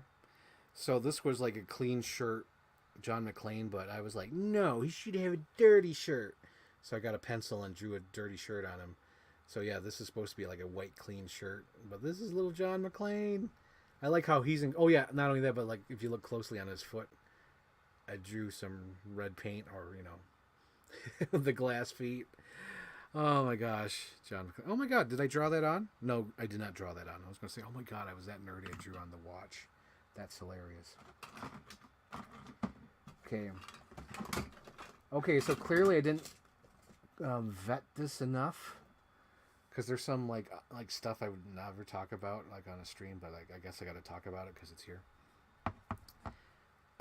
I guess I'll show it just because I'm like, I don't know what I'm going to talk about this. So there's like a little... Oops, oh my gosh. Look at me. Already not wanting to talk about it. So I found a little Patrick Star. We'll take it and move it over there. Oh, Patrick. So yeah, there's that. And normally I would vet it and not have that. Okay, there's a toy that rolled under my chair and I don't want to run it over later. There it is. Okay, I found it. I found it. So again, remember earlier I showed you those Transformers? There was another toy line where they did the Indiana Jones character. So this is the bald Nazi. This is hilarious. Yeah, let me give my little kid the bald Nazi action figure. Yeah, that's really cool. Okay, and another one we have here, we have Marcellus Wallace. I'm pretty fucking far from okay. Hang on, we gotta move the light a little bit, right? Yep, there we go. I'm pretty fucking far from okay.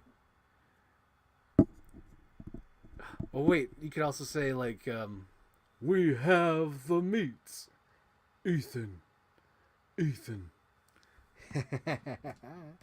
Okay, what else we got? I saw the light. I saw the light. Oh yeah, I remember my mom gave me these when I was a kid. The Osbournes. I remember that year. I remember. Oh yeah. So this goes to that wrestling ring I showed earlier. It's supposed to show like some like inferno. You're supposed to put like the fake fire pieces on like the corners here to make it look like it's on fire. But that goes with the wrestling ring. This comes with the Ben Affleck Daredevil, but now that I don't have, I have him somewhere. I think I do. He's in the Marvel box. But like I could put any character on this now, any character I want. It's like 3 foot pegs, and like a little thing. But yeah, I could put any character I want for this. Pretty cool. Pretty cool. From 2001. Really? Daredevil's that old? 2001? Really? I guess. Really? 2001? Ben Affleck Daredevil? Holy shit, that's old. Oh, that was cool. Oh my gosh, I want to talk about her. Okay, so this is from those skateboarders as well, where they would grind on the thing. Grind on it and do whatever. Oops. Is that the guy he fights next to the plane? Oh, yes. Yes, he is. Yes, the bald Nazi from Indiana Jones.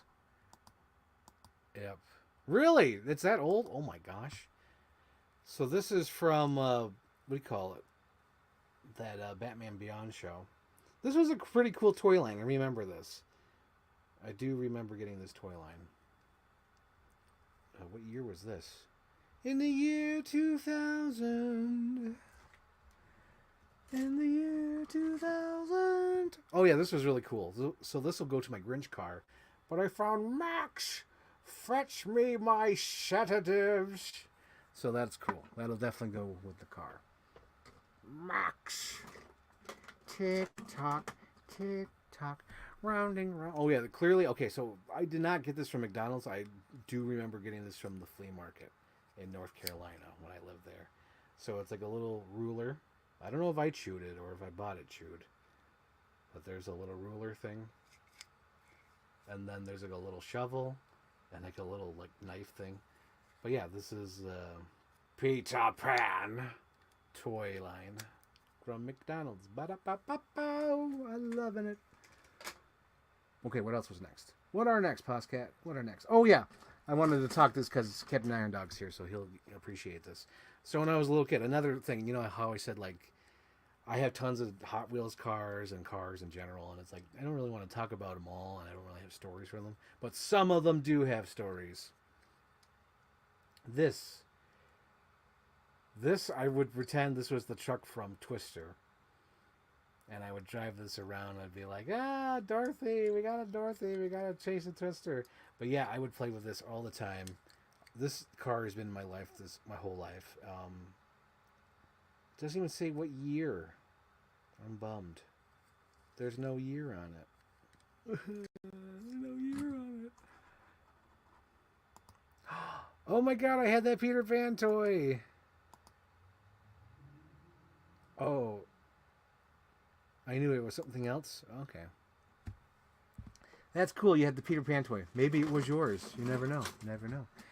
Okay, so this one's recent year. So I'm guessing this is from 2015 because that's when that movie came out.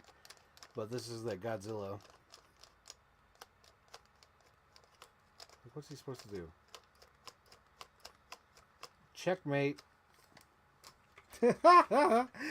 Oh my god, some of those Godzilla toys are just fucking lame. But like that was like the representation. That's the reason why I got it, because I wanted a representation of the toy.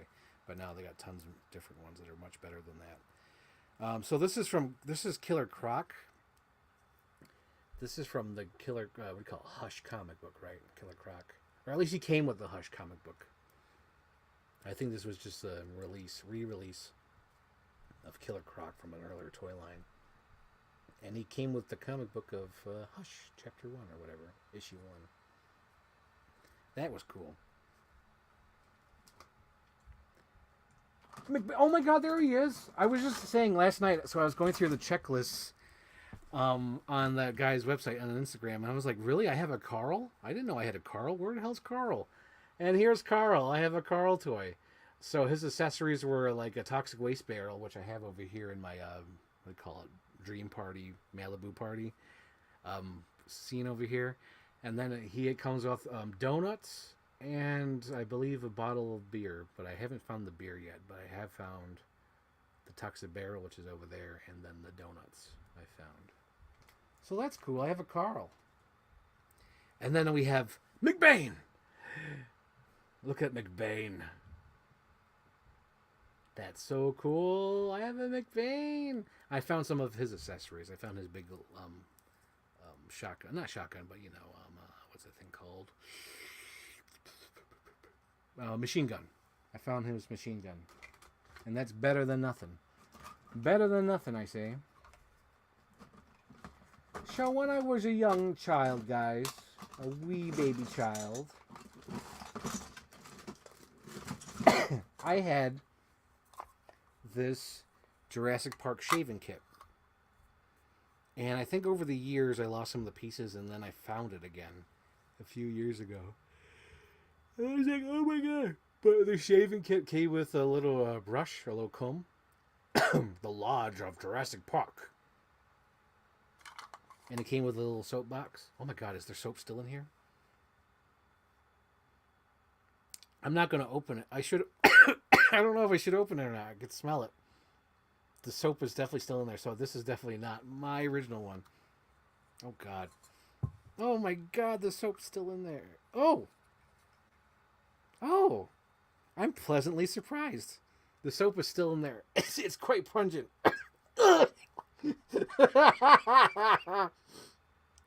It's quite strong. Like, it just smells like soap, but it smells like really strong perfume. But yeah, it's in packaging. Soap.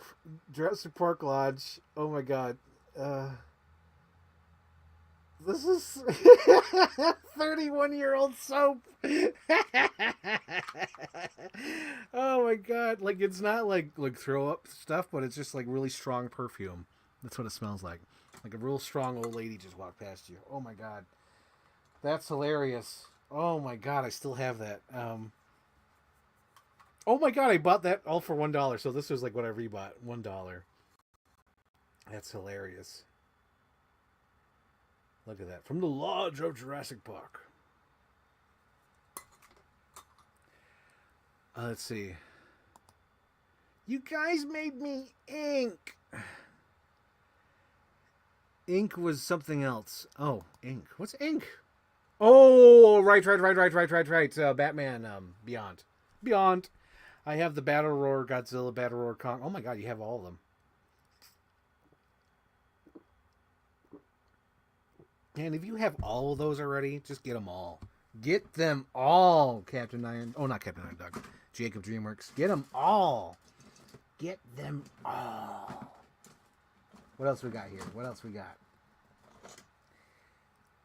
Well, I'm not showing that on the stream. Oh my God. But I forgot. I really must have forgot to vet some of these. I think I just wanted to get them over with. Okay, so this guy's got to get washed up. Wash. Because he's got some... I think I was supposed to give him a bruise or something and gave him white hair because I wanted him to look older. But here's the Doc Ock. And somehow I got this jacket off of him. So the jacket will go back onto him. I'll probably do that tonight and really work it. Work it. I need a glass of water. Boy, it's good to know ya. Is it worth it? Let me work it. Yep, so I got to get these fucking spider webs arm right through him again. I don't know how I did that. I don't know how. Because this is like solid plastic, so I must have been like really working at it to get this guy's jacket off. Because not only do you have to get the 8 limbs off, you got to get his arms off. So I don't know how the hell that happened. I don't know how. But I got to fix it. I'm going to fix it, guys. I'm going to fix it.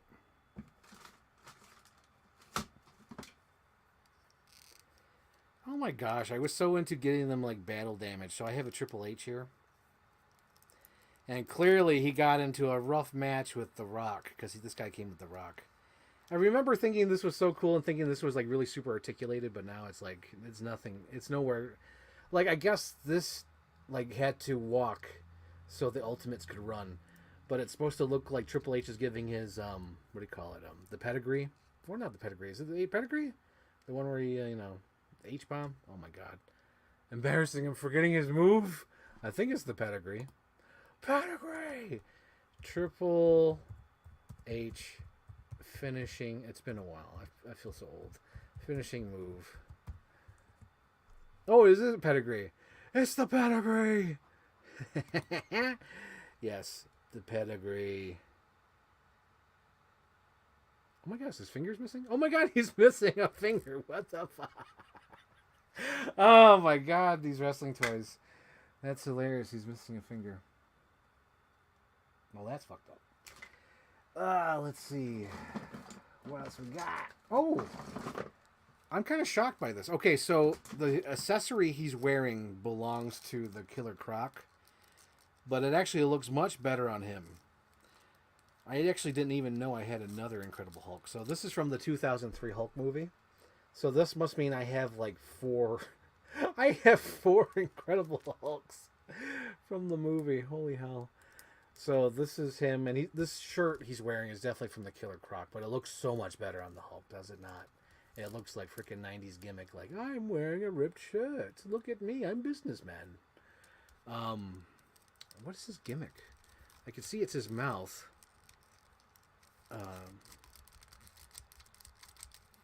Oh, you squeeze his legs? Is that it? Okay, you squeeze his legs.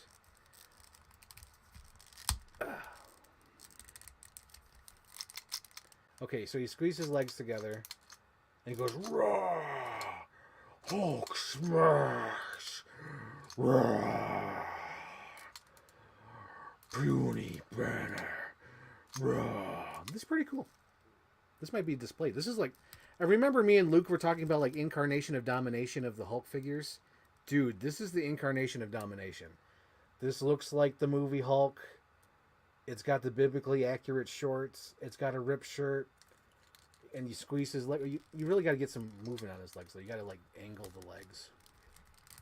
So you can really get him to do that move. That's cool though. That's cool. I'm like Jacob DreamWorks. I got all the Hulks. Yeah.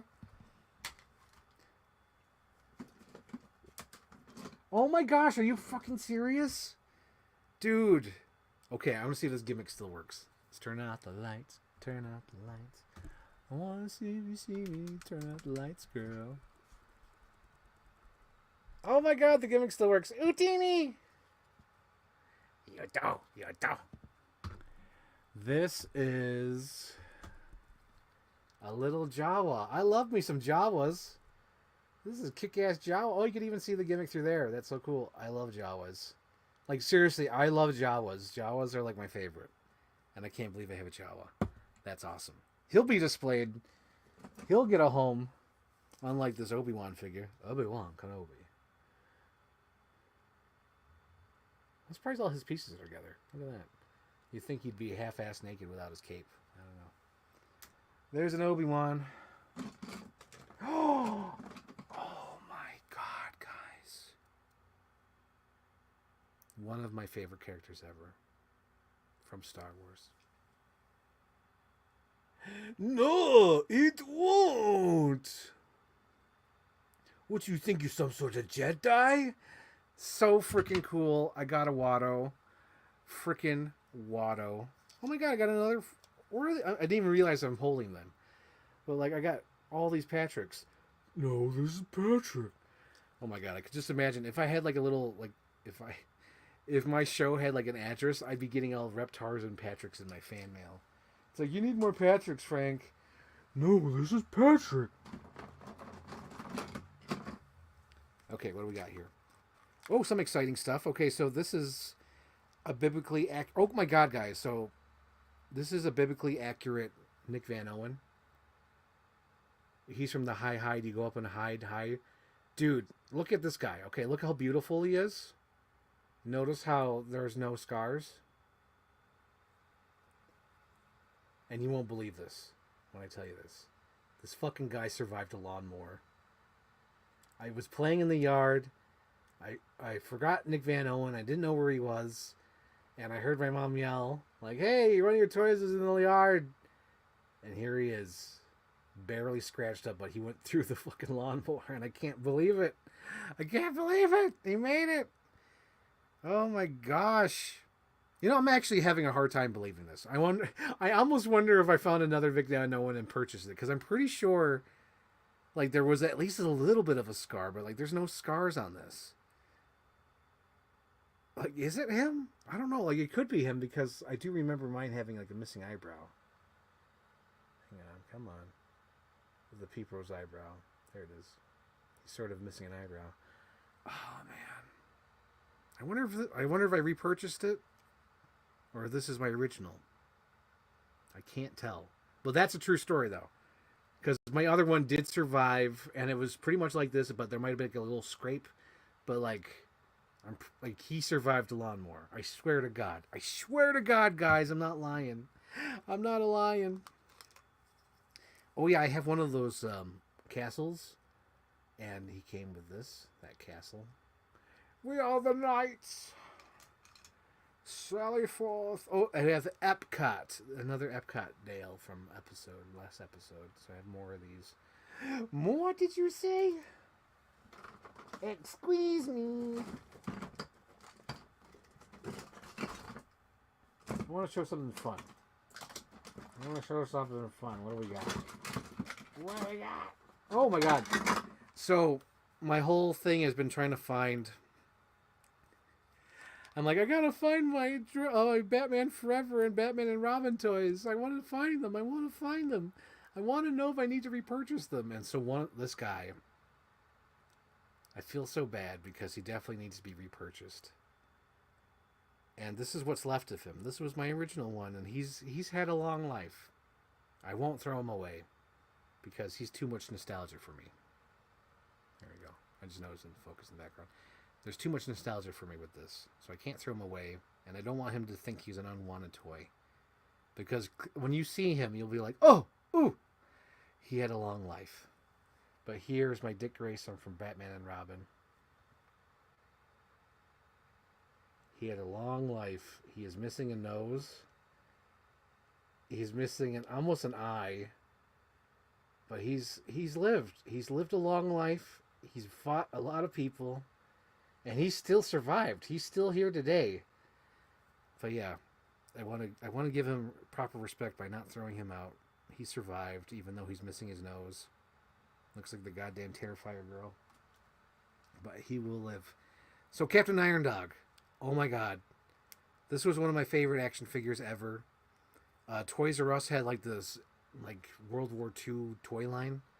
And this dude fucking ruled. It's like a freaking Navajo. A Navajo Indian. Look at that. And he's even airborne like my fucking uncle. That's Ace Kynes. Fucking sweet. And like he came with like all these accessories and different arms. So I gotta find. I have most of them. But it looks like he has book bags too. And I don't know if I have the book bag. But yeah, this is freaking cool. He's a Navajo airborne. Freaking cool. That's awesome. Oh, there we go. I found both pieces now. Yeah, now I can show it. So, this was from Burger King. Must have came with a skateboard or something.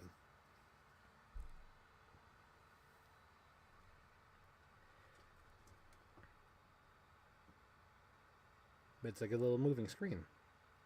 And it comes with little rockers. So you could rock the screen. So he's doing that. Rock the screen. I'm gonna rock. I'm gonna rock. Yes, I think it's a Kotaker. Isn't he cool? He's so cool. Yeah, that's right. I think there's a radio in his hand. In one of the accessories, if you like switch out his whole arm, he has like a huge giant radio. Navajo Kotaker. Fucking Ace Kynes. So I believe originally this was a Dino Riders toy, but when I got it, the toy was repurposed as a generic dinosaur toy line. But I'm pretty sure this was originally a Dino Riders thing. I'm trying to open its mouth. Open your mouth and see if the bullet go both you out. Come on, open your mouth. Really? It won't open its mouth. It looks like I've tried for years. But this was definitely a Dino Raider at some point, or Dino Riders. Does it still work? Oh my god, his gimmick still works. That's cool. That's cool. I hope Hasbro makes one for G.I. Joe line where they did the way back. Yes, yes, that'd be so cool. That'd be so cool if they did a Coat Tucker. Oh my gosh, what else? There's so many things on the bottom. They're all small things on the bottom. Okay, so another one of these things. I found his arm. Okay, so this was when NECA's like stuff was like really bad. Like I think NECA's sort of improved now, for the most part. But this is like from 2010 when their shit would just break. Because I remember I got this and like 2 seconds after getting out of the box, his fucking arm just broke. This is the T1000. I did find his arm, so it'll get glued back on. But like I remember just being so fucking pissed. Like, oh my god, his arm already fell off. What's my favorite line? Oh yeah, the Galleria. That's my favorite line. That's hilarious. I guess I'll show this guy because I thought it was interesting when I looked at him. I was like, oh, look at that. He's sort of like some like Ninja Gaiden. But like I had this Colossus for some reason. I have no idea. I don't know if like this was like a second-hand Colossus or what. But I like how he's some sort of like Ninja Gaiden with like some sort of big giant like cloth belt that I threw onto him. He's missing his thing. I think I found it in the box. But like I'm like, look at this Colossus. It looks like he's some like samurai trying to hunt down for revenge. Revenge! Oh, this has got to go on the tree. I found an original OG Grinch ornament from Wendy's. Wendy's. I wonder if it's supposed to light up. Because for some reason that screen is like that. But it's not pullback. Is it pullback? There's like no gimmick on here. That's weird. I guess it's just an ornament or something. There's wheels on the bottom, but it's not like pullback or anything. Max, fetch me my sedatives. There's no place like home. Okay, what else we got? What else we got, guys? What else we got? I'm going to try to... Oh, there we go. There's the piece from his shoulder.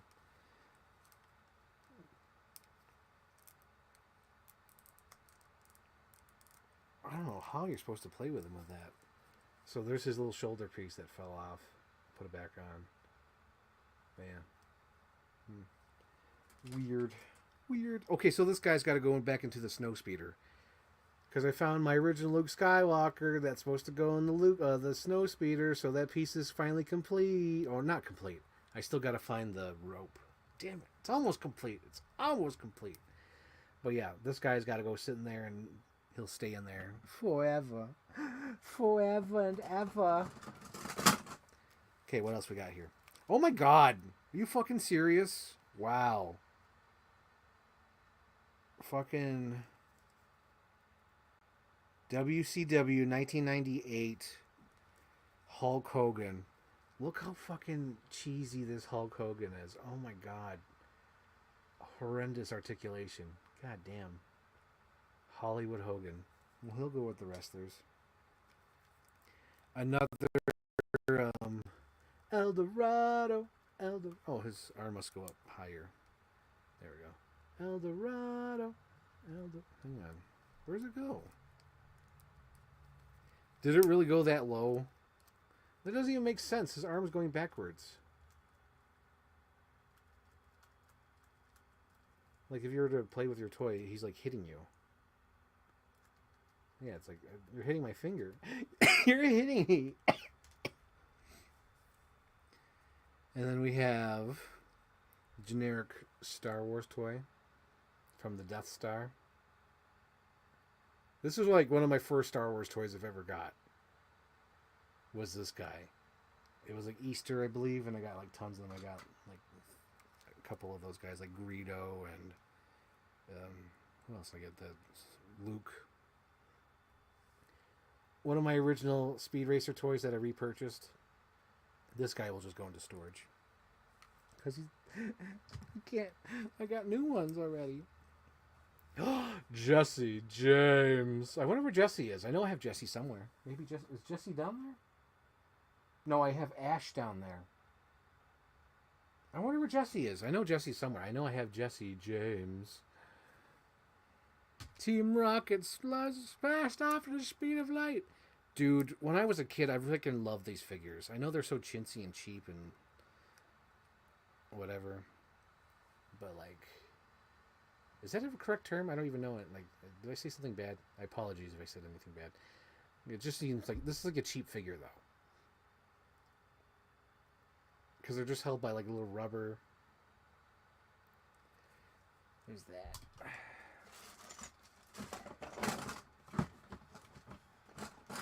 What else we got? Oh my gosh.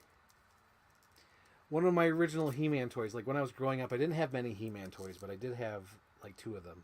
One was like the little suction face monster, and then this one.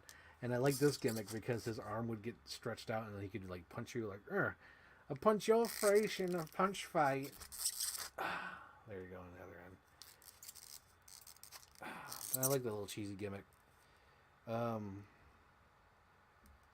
His legs feel old, though. I'll probably get the new one. I like the new one.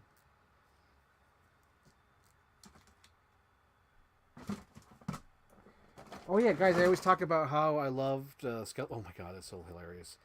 So, when I was doing research last night, I realized my Skeletor is, like, missing pieces, but this is my original Skeletor, and what's funny about him is that I customized him all up to be even badass. So, from the looks of it, Mystique from X-Men, the movie, came with a rubber outfit of Wolverine. And clearly at some point the suit must have fell apart. So I made it a vest and I took off whatever Skeletor was wearing and put it on him, but it looks like Skeletor is a badass Punisher. Yeah, this is my original Skeletor toy. This is when I always talk about like, oh my god, I wanted Skeletor. I didn't even know what Skeletor was. But yeah, this is my original Skeletor. And he's missing his pieces, and this thing is just, like, falling apart. Like, the Mystique thing. Like, if I were to do this, it would just freaking shatter into pieces. But, yeah, I just want to show you it. This is what he looks like with his little Punisher skull. That's hilarious. Oh, my gosh. Oh, and this is from the Dino Raiders. Or the evil Dino Raiders, or Dino Trackers. So, there's this guy. And he has like a bit up arm, like, oh, I got attacked, my arm got bit. And it's supposed to be like hidden by this. So it looks like when the dinosaur eats him, it's like, my arm came off. Wah! That's from the Jurassic Park toy line. Oh my gosh, there's so many toys in here, guys. There's just so many. There's just so many.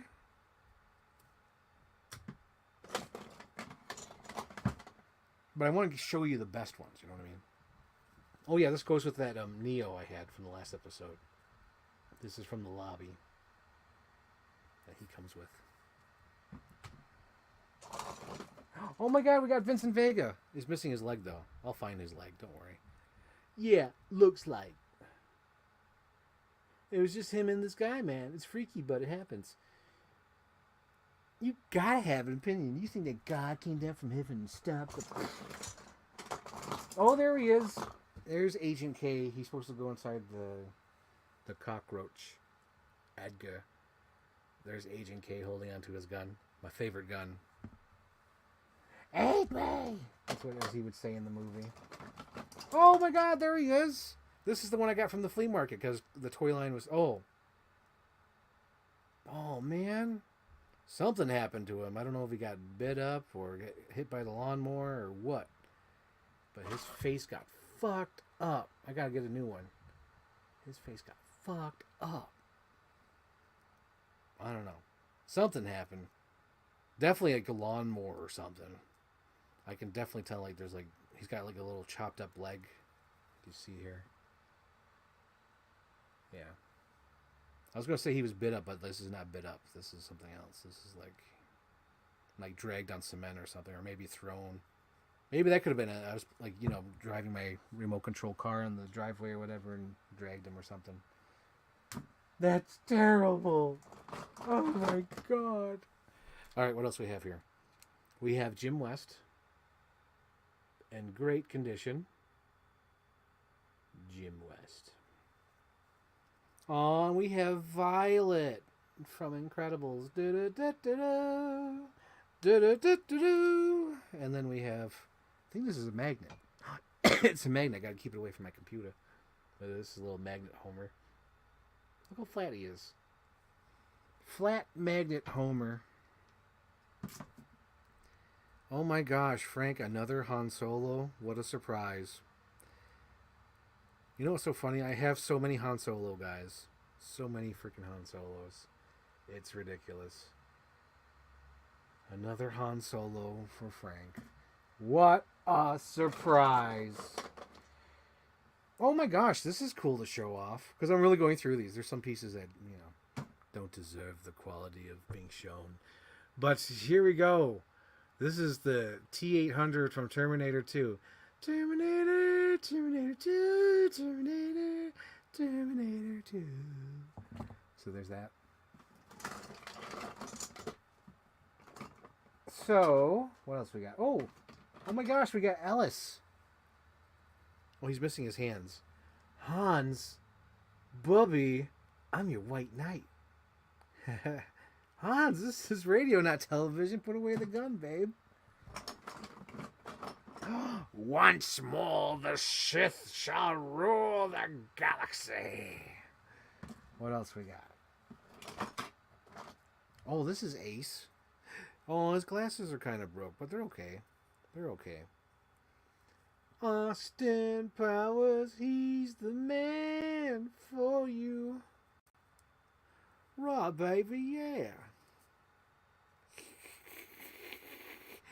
Shag the Rotten, baby, yeah. What else we have? Oh my gosh. Wow, the retired character. They retired her. Slave Leia. Jabba's Palace Leia. Look at that. Of course Frank has that. Stop making fun of me. Oh yeah, this goes with the wrestling ring. So there was The Rock, Big Show, Kane, and X-Pac. X-Pac. Yeah. So he goes with the wrestling ring. Oh my god, guys. Oh my flipping god. My favorite character from Star Wars. Another Watto. Annie? This is clearly Watto from Attack of the Clones when he's older and hardly recognizes Annie. So I have both versions of Watto. So when you guys see me, you don't have to give me any more Wattos. I have both versions. One from Attack of the Clones and one from Phantom Menace. Annie? Little Annie? Okay, I gotta show off this piece because I don't know what the fuck this is. I don't know where it came from. I don't know why it exists.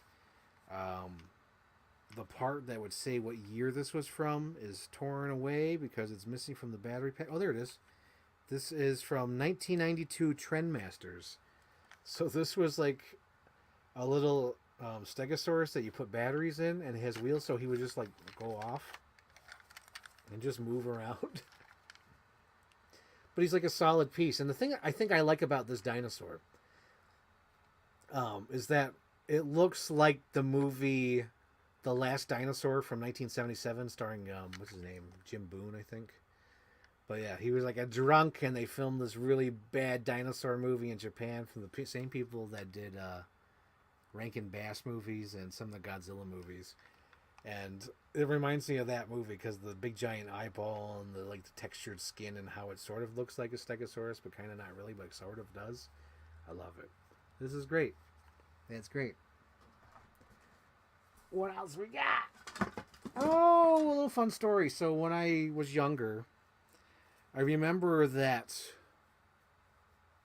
mini M&Ms were a huge thing. Hang on, focus on me. Focus on me there. So mini M&Ms were a huge thing. And I remember they were like really targeting kids and I was so into it. And I remember like I begged my mom, I'm like, please give me one of the magic M&Ms, the mini M&Ms. So I got this guy.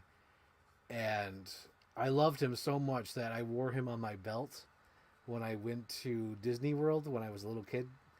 And I recreated the photos back in 2013, and I found this guy, so I was wearing him on my belt in the pictures.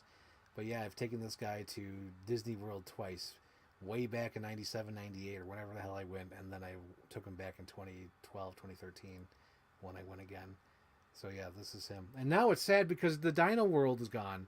When I wore him on my belt, I wore him to the Dino World, the Dino Land, USA. That's where I wore him, and now it's going to be gone. Oh God, something came up. Gross. Apologies. Oh. Yeah. I'm getting over my cold still, apparently. Or I've been talking too long. Probably talking too long. Oh my God, I had to show you guys this. Oh my God. This made me so excited when I saw this because I was like, hot damn, that's so cool.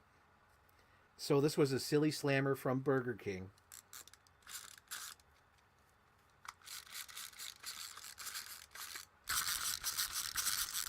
I guess it's supposed to sound like she's cackling or something. But I thought this was so cool. I was like, oh my gosh. This is like goes with the eyeball. Because I think in the last episode I showed the eyeball and I think it's still lit up. So this is the same thing. Same toy line. I can't see what year because it looks like it clipped off the year when I was playing with it. Like the Burger King thing. But there it is. There it is. What else we got? Hoop, there it is. Hoop, there it is. My original Stormtrooper. It's them. Blast him. Oh my God, his wings are missing. I just noticed my Watto's wings are missing. I gotta find them. I gotta find them. Damn it, Betty, I gotta try. Let's see, what else are of note?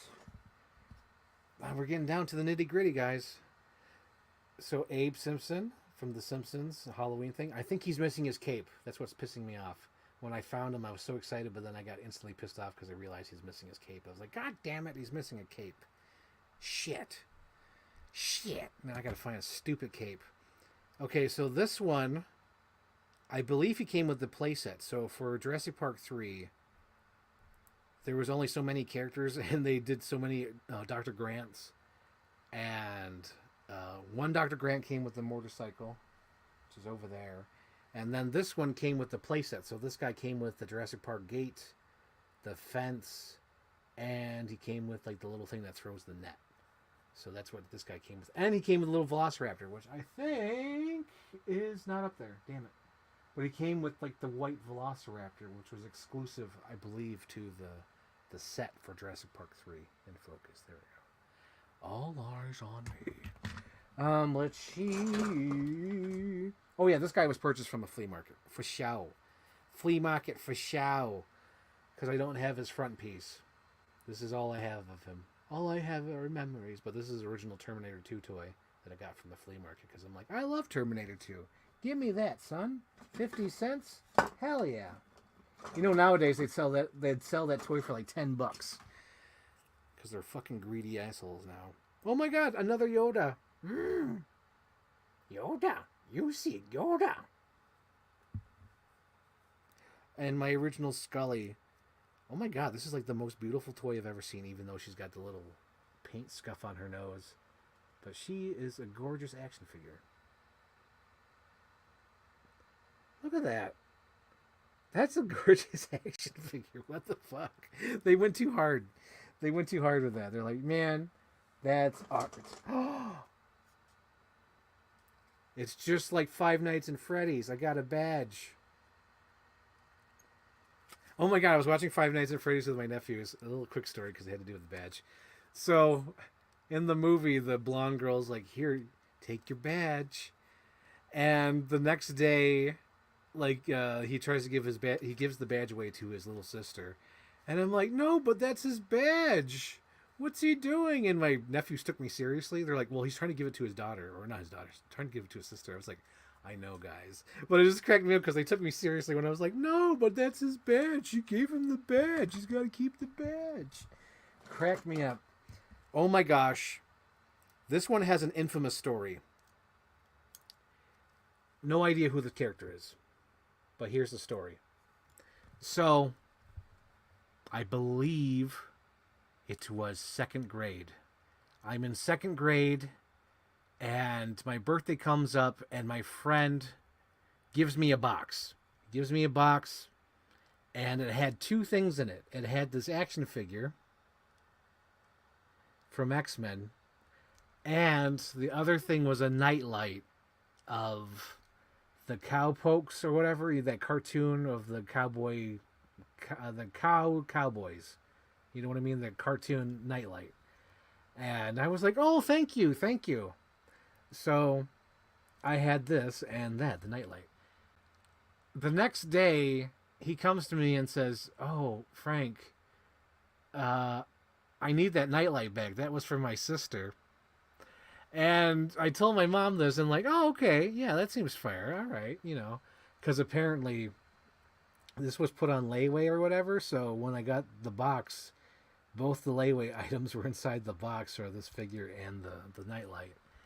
And my mom was like, no, it's your birthday gift. You don't give back your birthday gift.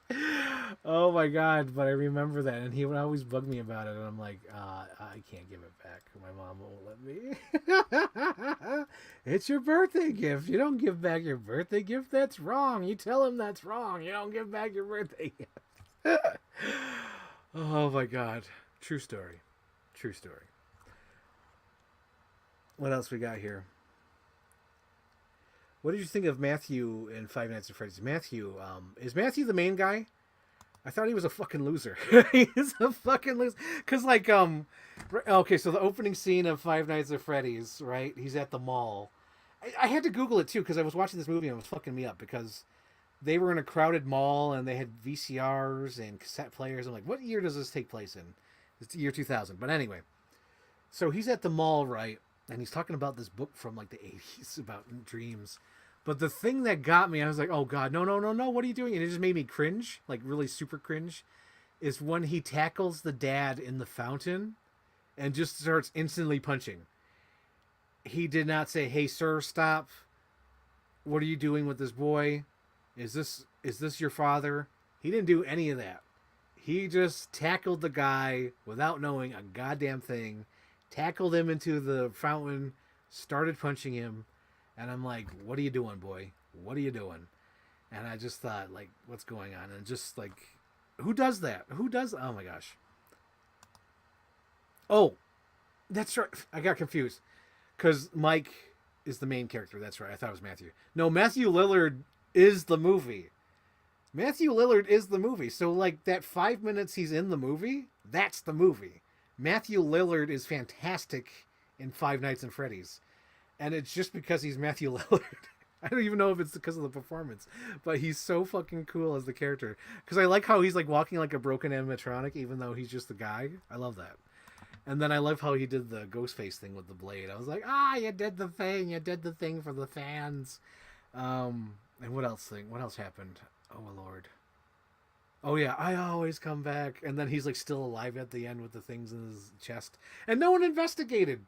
So like the girl got shot, right? Or stabbed.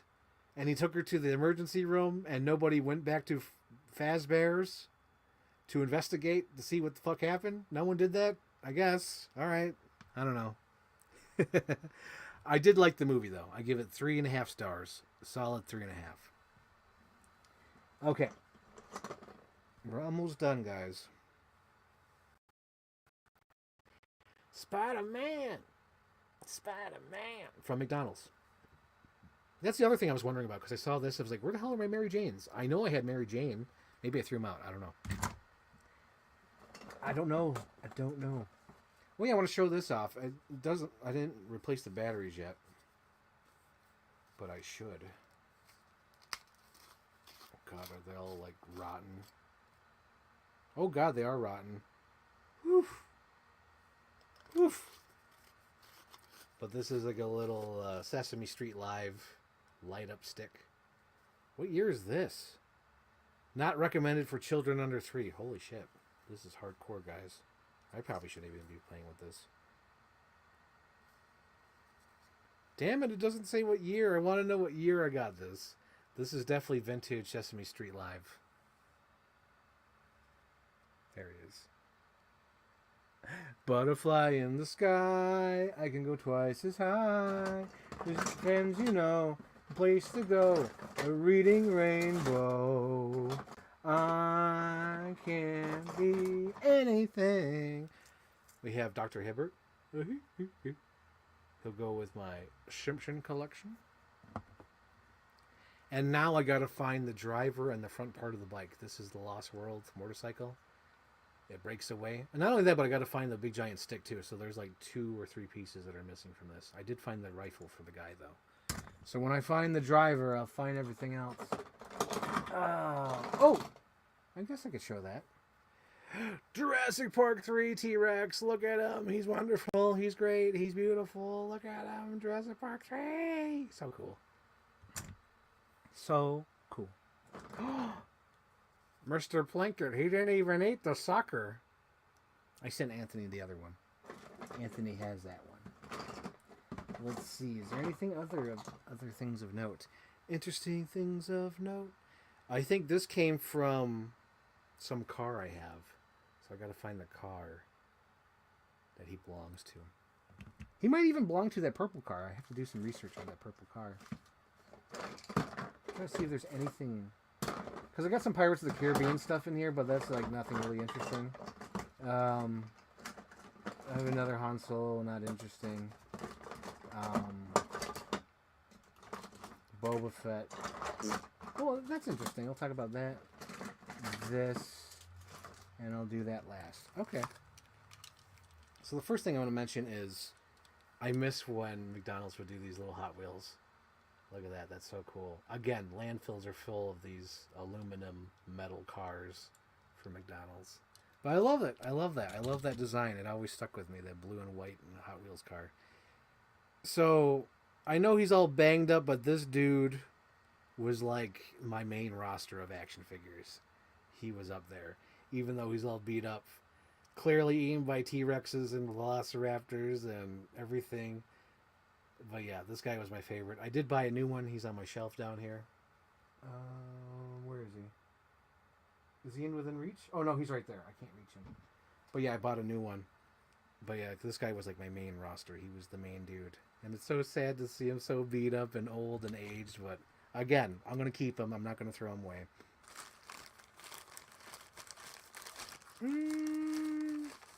No, I think I'm good with those. Yeah, because those are like, there's like some more Dragon Ball Z guys. There's some like weird ass accessories. Like this one when I was really trying to collect everything Jurassic Park, this was like the little play school toy line. But yeah, we'll move on. So I found this fresh in package elephant. Fresh in package. Just opened it just now. This is the Wild Thornberrys toy. So it comes with... Oh, hang on. Is there thing... Oh, wait. Let me look at the instructions. That's right. These toys came with instructions back in the day. Oh, okay. So here's the instructions. Put the ears on his head and then pull his nose.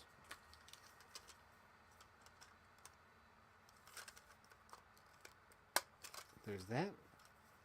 And then there's this. And it looks like that fell out the bag. So here it is. Here's the elephant. The Wild Thornberrys traveling trio. Debbie and Donnie. Debbie and Donnie. It's Debbie and Donnie. The Debbie and Donnie mysteries. Look at that. So cool. Cool. I love it. Oh! Oh, that's so cute. Look at that. Becky. Becky's back. Look who's back.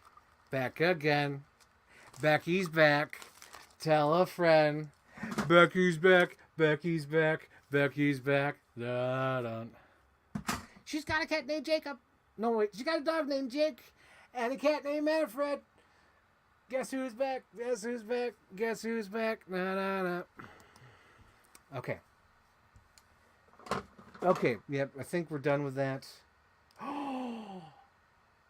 I was gonna close with reading a book, but before we get to the book, let me show off this. So after finding this and putting it back together, I was like, I need to display this. This is the SS Explorer. It's like a cargo ship that has like a big giant, we call it crane on it. And what you're supposed to do is that it goes like this, and like it's supposed to stand up and everything and be really super cool, but I don't want to do it right now because what if I break it? I don't want to break it. Hang on. I didn't lift it high enough. Okay, lift it and then tuck. There we go. Snap into place. But this is a big giant boat, and it's supposed to break off into like a three-dimensional ocean thing. Like, for example, that's where the octopus is supposed to be with the treasure. And, like, you're supposed to stand it up straight, so, like, these little, oh, God. Oh, yeah, it goes like that. And then you snap that into place. So that's supposed to be, like, the top piece for the helicopter. Lands here, and then you could walk up here and then drive down here. And then there's a little elevator right there. Little elevator shaft. It's super cool. I love it. But you just gotta be careful with it. Just gotta be careful. Can't let anyone play with it. Okay. But yeah, I just wanted to show off this. I wanted to display it so bad. This is so cool. Guess who's back? Becky's back. Becky's back. Nah, nah, nah. Aw, there's Becky. Okay, so without further ado, I found this in storage. Oh shit, the camera went out. The camera went out. Guys, the camera went out. Snarf. Snarf. Snarf. Okay. I don't care how shitty the camera looks. We're going to close off with a reading. We're going to read a book. So this is one of the Crest House horror novels. Monsters from Crestwood House. The Invisible Man. The Deadly Mantis. It Came from Outer Space. The Phantom of the Opera. Frankenstein meets Wolfman. The Murders on the Rue Morgue. Creature from the Black Lagoon. The Wolfman. Mad Scientist. The Mummy. Frankenstein, Godzilla, The Blob, King Kong, and Dracula. So I got this from, I believe, a flea market, and it was from a school, 71st Elementary School Media Center.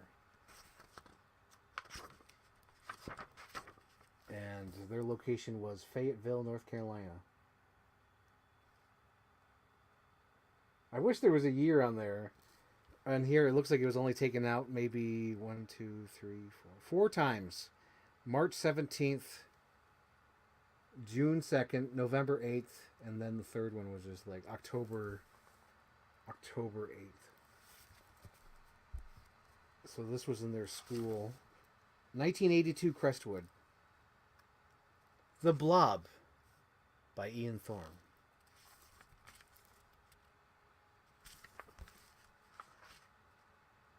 Based on the Jack H. Harris production of The Blob from the motion picture starring Steve McQueen. Summary. When a meteor crashes to Earth, it carries a mysterious destructive blob inside.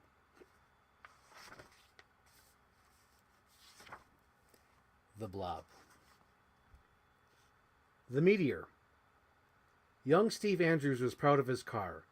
Even though it was an older car, he had worked on the engine until it sang. The paint job sparkled like new, and the inside was spotless. "Let's go for a ride," he said to his friend, Jane Martin. "It's a nice night."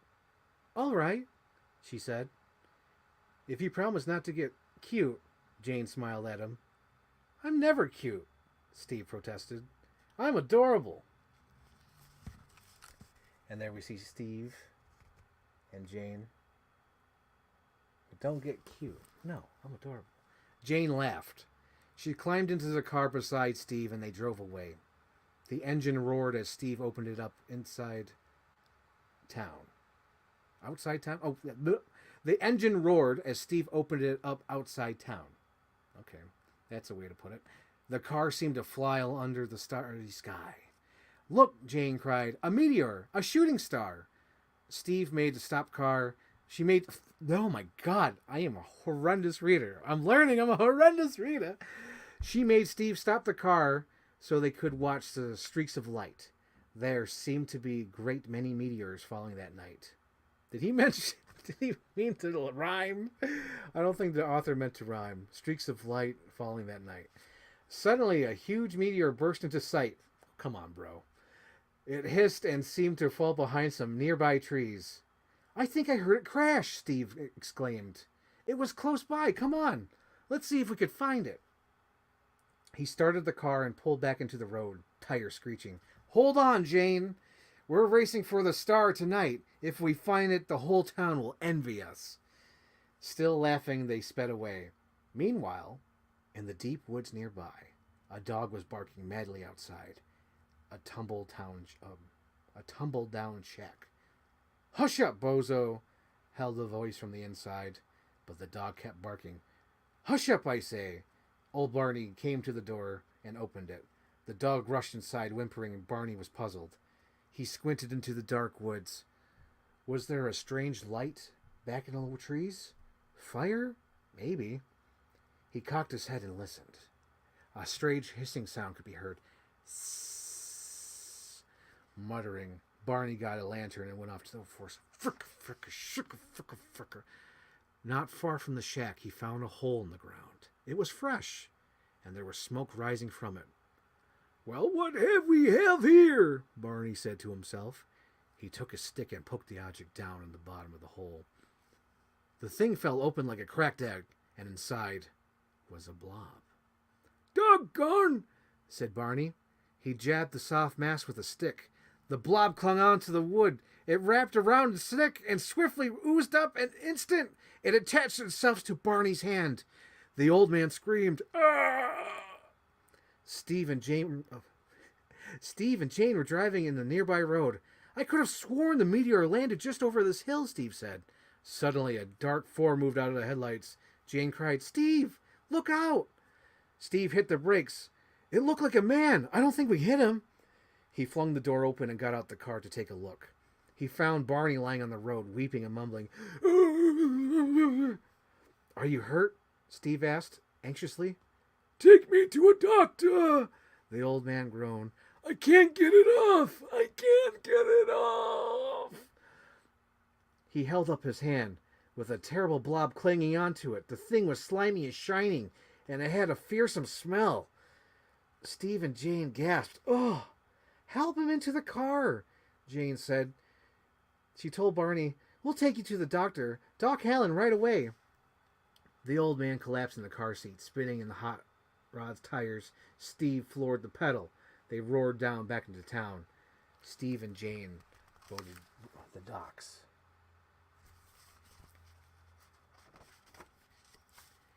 At Dr. Hallen's house, Steve and Jane tried to explain what happened. We picked up the old man on the road, Doc, said Steve. He got this funny thing on his hand. The doctor examined Barney. Jane whispered to Steve, Look, the thing's gotten bigger. Now it's all over his arm. I'll take care of you, old-timer, Dr. Hallen said to Barney. He gave him medicine for the pain. Dr. Hallen examines the old man. There's the old man. There's the doctor, Steve and Jane. What is this thing on his arm? Steve asked. I don't know, the doctor explained. I'll try to find out. You two might be able to help me. Sure, Doc, said Steve. What can we do? Go out to the place where you found him, said Hallen. See if you could find somebody who knows what happened. Right, said Steve. He and Jane left the doctor's house. Outside, standing next to Steve's car, they found three friends, Al, Tony, and Mooch. Hey, here he comes, Mooch exclaimed. The stock car racing champ of Kingsman County. We saw you come burning into town, man, said Al. Good thing Sergeant Burt isn't on patrol tonight. I got my hot wad ready and waiting, champ, Tony said. Let's drag. I've got to do something for Doc Hallen, Steve told him. He wants me to check out some people out down the road in North Road. Hey, we want you to go with us to the Midnight Spook Show at the Grand, Moot said. Listen, Steve said, you guys come with us. It won't take long. Then we'll catch the movie together. Okay, the three boys agreed. They piled into Tony's hot rod and 2 cars sped away. Back inside the house, Doc Hallen was very worried. He phoned his nurse. Can you come right away, Kate? It's an emergency. Old Barney is here and has some kind of growth on his arm. I may have to amputate. There we go. There's Steve, Jane meeting Al, Mooch, and Tony.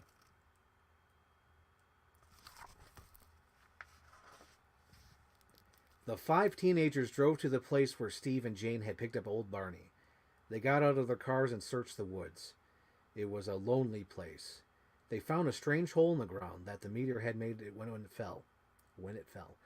Hey, somebody left a lantern here, said Tony. He picked it up and Barney's lantern. He peered into the hole. Hey, something's down there. Steve picked up the pieces of the hollow meteor. We saw a shooting star about an hour ago. Maybe this is it. Wow, exclaimed Tony. This little rock might have been hot rodding around the universe. Suddenly, they were aware of the dog barking. I bet there's a house close by, said Jane. Let's go look. The people might know something. The 5 of them hurried through the woods and came to Barney's shack. The little dog, Bozo, was shut up inside. He barked wildly. Bark, bark, bark, bark, bark. Anybody home? Steve called, but no one answered. This must be Barney's place. We can't leave that little dog locked up, Jane said. Let's take it back to town with us. Okay, Steve agreed. So there's the boys and the friends looking at the meteor in the hole in the ground. And then there's the little Bozo dog, and they're going to save the dog. It's great. The Blob at Large. Meanwhile, Dr. Hallen's house. Dr. Hallen's nurse arrived at his home. Oh my gosh. I need my glasses. I'm afraid we have to operate, Kate, the doctor said. But don't touch that thing on his arm. It seems to be feeding on his flesh. Kate nodded grimly. She went into the examining room, but no one was there. Doc, where's the patient? Kate called. And then she screamed. Slithering over the floor was a slimy mass. It was the Blob, alive, coming after her. Stand still, Kate, Dr. Hallen shouted. Get the acid from the cabinet behind you. Throw it at the thing. Kate splashed the acid on the Blob, but it was not harmed. I'll get my gun, said Hallen. Don't leave me here in it with it. Don't leave me here with it, Kate pleaded. But the doctor was gone. Come back, she cried. The Blob came closer. Kate screamed and screamed. When Doc Hallen returned, Kate had vanished. He only saw the Blob. He fired at the thing, but the bullets didn't hurt it. Nothing seemed to hurt it. Dr. Hallen turned and fled. This is a wonderful picture because you can barely tell what's happening. But there's Dr. Hallen right here shooting at the Blob. At that moment, Steve's car pulled up outside. You stay here, he told Jane. I'll tell the doc what we found. Why can't they all go inside? Anyway, we went up to the house. Hang on. He went up to the house. It seemed that no one was home. That's funny, Steve said. I wonder. From inside the house came the sound of terrible screams. The blinds of the window rattled. Hands were pulled from the blinds, trying to open the window. When the hands disappeared, the screaming stopped. Steve! Steve! Called Jane from the car. What's happening? Steve looked in the window, his eyes wide, and with shock and horror he ran to the car. What is it? Jane asked. Steve whispered, It got Doc Hallen. The thing. Just like the Blob on the old man's hand, only it was bigger. It pulled him down, and when it was on his head, it was just a second or two, and he disappeared. What? Jane cried. Disappeared? Doc disappeared. The Blob, it seemed to absorb him. What are we going to do? Jane asked. Steve got in the car. There's only one thing we can do. Go to the police. But when Steve and Jane got to the police station, they could not get the officers to believe them. A monster?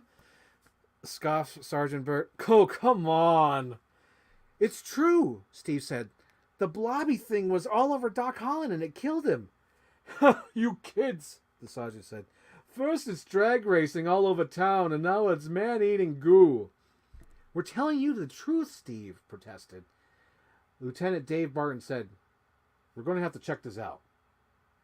But this is a gag, you kids won't do much laughing, Bert said to Steve. There they are in the police station. The two policemen, Steve and Jane, drove to Dr. Hallen's house. The place seemed deserted. It might still be inside, Steve warned. Be careful. Don't you worry about us, kid, Sergeant Burt said, laughing.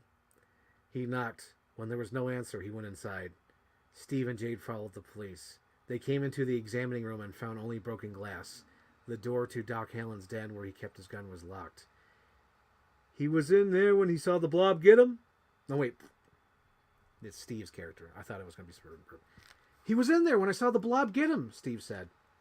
Sergeant Burt went inside the house and then through the window. He unlocked the door and came in the inside. Just look at this mess. No, but there's no mysterious blob here. It must have gotten away, said Steve. The sergeant glared at the boy. Oh, yeah, let me tell you what happened here tonight. You broke in here.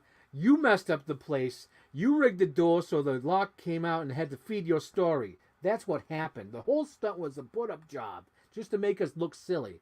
Well, it's not funny. There they are. There's Bert and all the police in the station. Is that the same picture? Oh, no, it's not the same picture. It's the same shot, though. That's right. It's all one shot in the movie. That's why.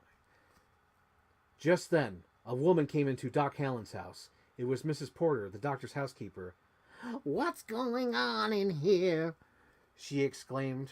Oh, my, just wait until the doctor gets back and sees this. Back? Dave Barton said. Back from where? Oh, he went to a convention, said Mrs. Porter. He told me to keep an eye on the place. But that's not true, Steve protested. He was here this evening. We brought an old man with the blob on his hand, and the doc said he would take care of him. An old man, huh? Where is he then? The blob. He must have got him too, said Steve. Dave Barton found a doctor's gun on the floor. Several bullets had been fired from it, but there was no bullet holes to be found. This is serious business, Sergeant Burt said. We'll check this for prints. You won't find mine, Steve insisted. We'll see about that at the station, said Burt. You kids are under arrest. Oh, yeah. And there's the housekeeper. It's the housekeeper. A block or two away in the neighborhood, auto repair shop, two men were working late. Hey, Marty, called one man from underneath the car. Hand me that small hammer, will you? Marty bent down with a tool. Here you go, Willis. He turned back to his own work. Why don't you quit for the night so we can finish tomorrow? No, Willis said from under the car. I'm not going to be in here tomorrow. Then there was the sound of hammering. Marty was busy with his own work. He didn't notice that something very strange was oozing underneath the garage door. Hang on, who's my characters again? Okay. Where are you going, Willis? Asked Marty. Hunting. Hey, come along. We'll have a lot of fun. The harsh light of the garage shone on the blob. It crept under the door easily in a puddle of soup. Then it seemed to gather itself into a flowing lump. It moved forward under the car that Willis was working on.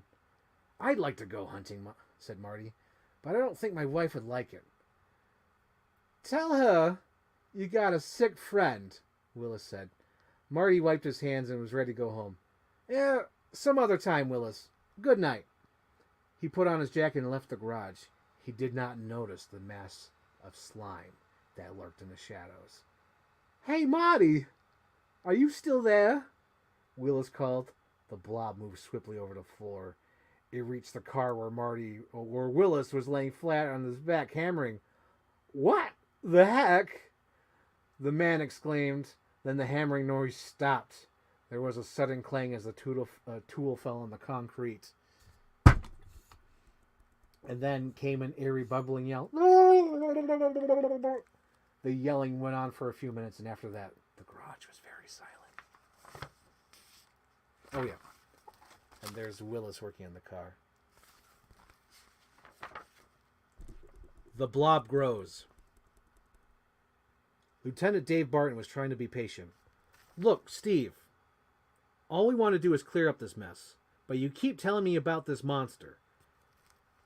You've known me for a long time, Steve said. Would I do a thing like tear up Doc's house? I don't think you would, but would Jane go along with a silly prank? Steve said. You know better. The policeman shook his head, and just then 2 men entered the station. They were Jane's father, Mr. Martin, and Steve's father, Mr. Andrews.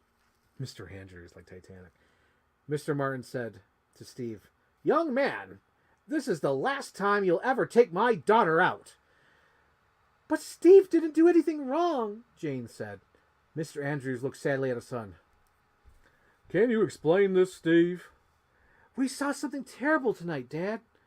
But no one will believe us. Lieutenant Barton said, I think the best thing we could do for you is to go home and get some sleep. We'll make some sense of this tomorrow. And there they are in the police station.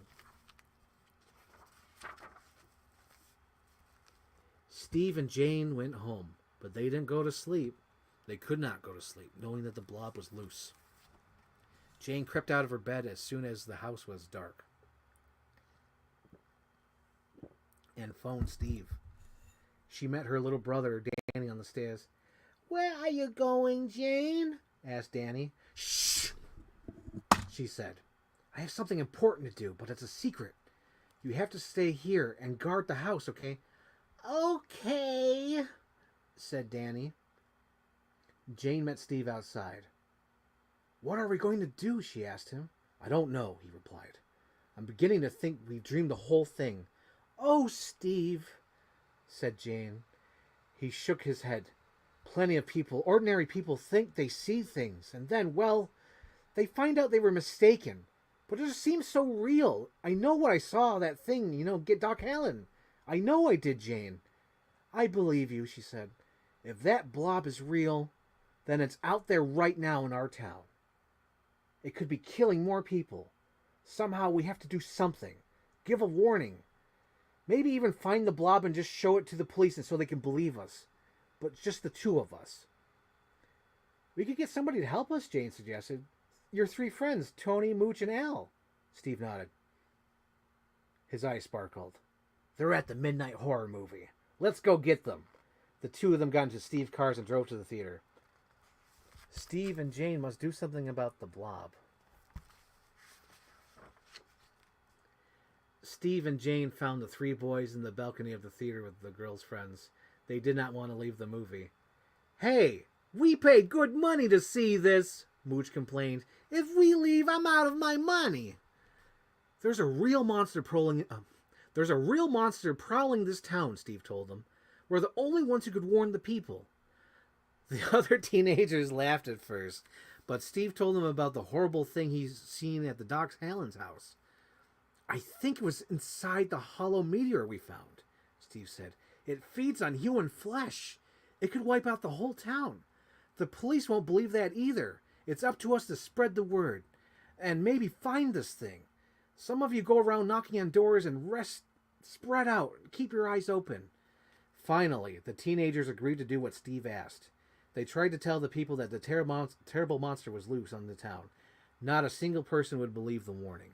Steve and Jane drove along the main street of the town, past the supermarket owned by Steve's father. Look there! Exclaimed Jane. In the doorway of the market. It's the old man's little dog that ran away from us back at Doc Allen's place. Let's take a look at let's take the poor thing with us. They should have said that earlier. I didn't know the dog ran away and I didn't know what happened to friends. Okay. Steve stopped the car and they got out. When they went for the dog, they discovered that the market door was open. That's strange, Steve said. We better check this out. It was dark inside the market.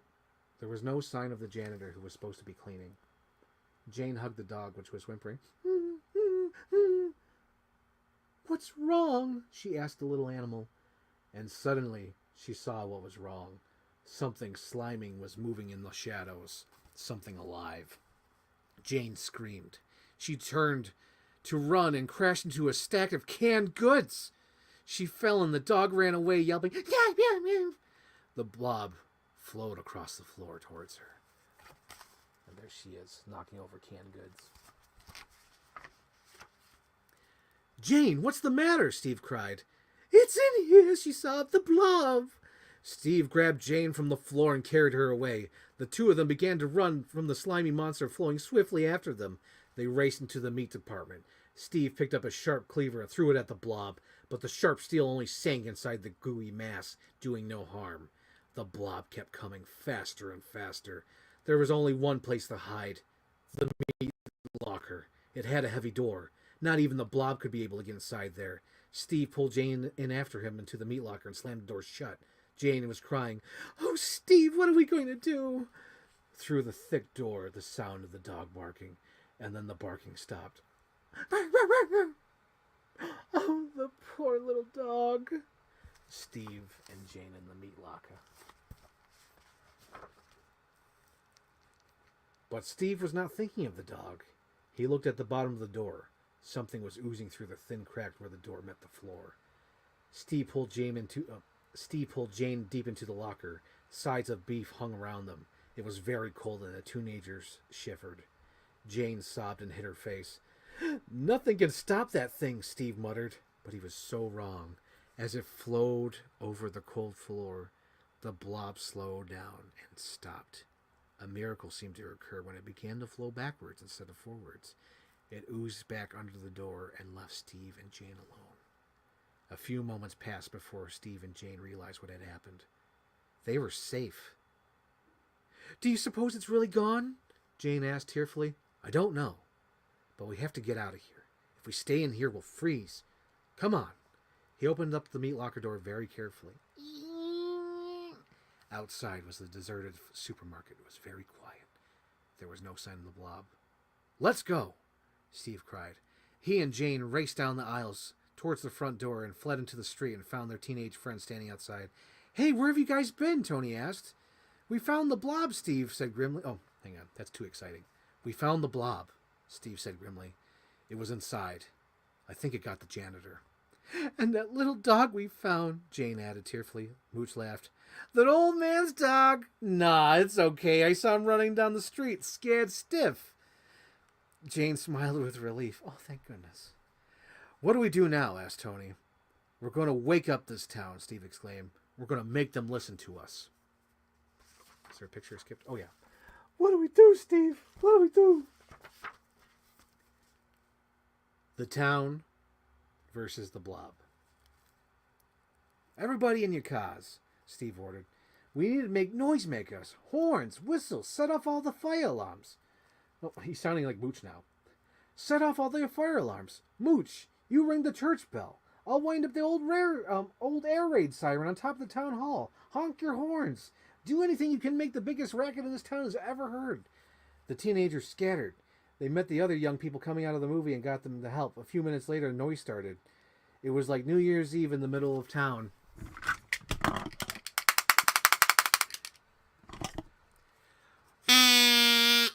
All over town, the lights began to go on. Steve's parents woke and found that he was gone. Jane's parents discovered that their daughter was not in bed, and their young son, Danny, was gone too. "Has the town gone mad?" Mr. Martin said. "I'm going to get to the bottom of this." No, wait, hang on. He had a Hank Hill voice. My bad. "Has the whole town gone mad?" Mr. Martin said. "I'll get to the bottom of this." He ran for his car and drove into the center of town. There was a crowd gathered in front of the supermarket and listened to the Steve Andrews. "We had to make noise," Steve was saying. "It was the only way for you to make us to listen to us." At that very moment, the blob was striking again.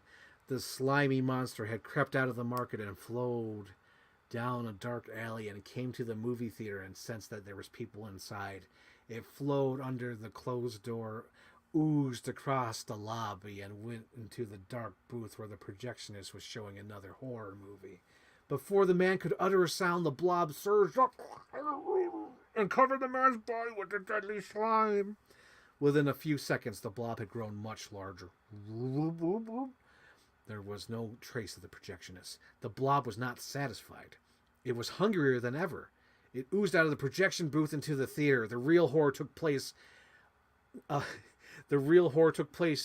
the one on the screen. The crowd panicked. Screams filled the dark theater as the blob found victim after victim. The people who escaped ran to the street. They fled from the pursuing blob. Now the slimy monster had grown to an enormous size. It flowed towards the supermarket where the large crowd stood in the street. "Run! Run!" the fleeing people shouted. "The monster is coming!" And there's the blob.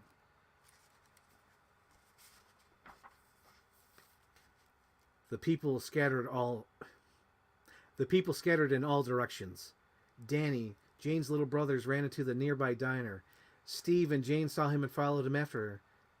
"Hey, what's happening?" asked George. Hang on, let's give him a different voice. How do we...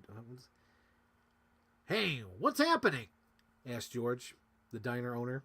The waitress Sally looked outside and saw the blob coming. She screamed. "Quick!" shouted Steve. "Everybody out to the back!" But it was too late to escape. The gigantic blob flowed over the entire diner just as George slammed the door and locked it. "It's all over us," Steve said. "We're finished." The diner's phone rang. There they are in the diner. Steve picked up the phone. It was Lieutenant Dave Barton on the police. "We're going to drop a power line on that thing," Dave said. "Maybe you could burn it up. All of you, get it down into the diner cellar." The police outside cut the high voltage line so that the fell in the blob. Sparks sizzled. Smoke billowed. The diner was catching on fire, but the deadly blob seemed unharmed. It began to flow inside the burning diner. Oh yeah, let me show the pictures. That's him calling. "Hello, Steve. We're going to electrocute it." Down in the diner cellar, the trapped people faced two kinds of death: fire and the blob. Steve grabbed up a CO2 fire extinguisher. He squirted at the flames. Some of the icy cold gas of the extinguisher hit the approaching blob. The monster shrank back and it flowed away from the CO2. "It's afraid of the cold," Steve said. "Look! That's just like the meat locker. It can't stand the cold. That's the way to attack it." He ran back upstairs to the others to do the following. Quickly, he grabbed the phone. Dave was still on the line trying to find out what happened. "Dave," Steve cried, "we found a way to stop the blob. CO2 fire extinguishers. It can't stand the cold." "All right," Dave said. He looked at the crowd gathering around this police car. "Where can we get some fire extinguishers?" Mr. Martin said. "At the high school. We must have 20 of them." "Well, what are you waiting for?" yelled Tony. Oh, hang on. I sent it to them. "Then what are we waiting for?" yelled Tony, Al, and Mooch. And the other teenagers piled into the cars and roared off to the school and got the fire extinguishers. So there they are in the diner. Oh, that's the cover of the Criterion right there. That image right there. That's cool. And then there they are. Mooch, Al, Leo, little Mo with the gimpy leg. The teenagers and the fireman began to attack the blob. They sprayed the slimy mass with cold CO2 gas. Clouds of vapor rose. The blob's slime seemed to be freezing solid. It fell from the diner's roof and lay shuddering in the street. The boys and the firemen poured more CO2. The blob was hardly moving now. Long before the fire extinguishers ran out of CO2, the blob lay quiet, frozen stiff. And there they are, blowing the fire extinguisher at a blank page. Steve, Jane, and Danny came running out the diner. Their parents met them and hugged them. Then Steve hugged Jane. Dave Martin said, "Thanks to Steve, we were able to stop this monster. The whole town owes this boy a vote of thanks." The crowd cheered. "Yay!" "I'm glad you finally believed me," Steve said. "We'll never doubt your word again, son." Oh, wait. Hang on. He needs the Hank Hill voice. We'll never doubt your word again, son. The little dog came racing around the crowd and stood barking in front of Steve and Jane and Danny. I'm going to keep him, Danny. Oh, wait. This is Danny saying it. I'm going to keep him. And there's little Danny. Danny boy. The end of the blob.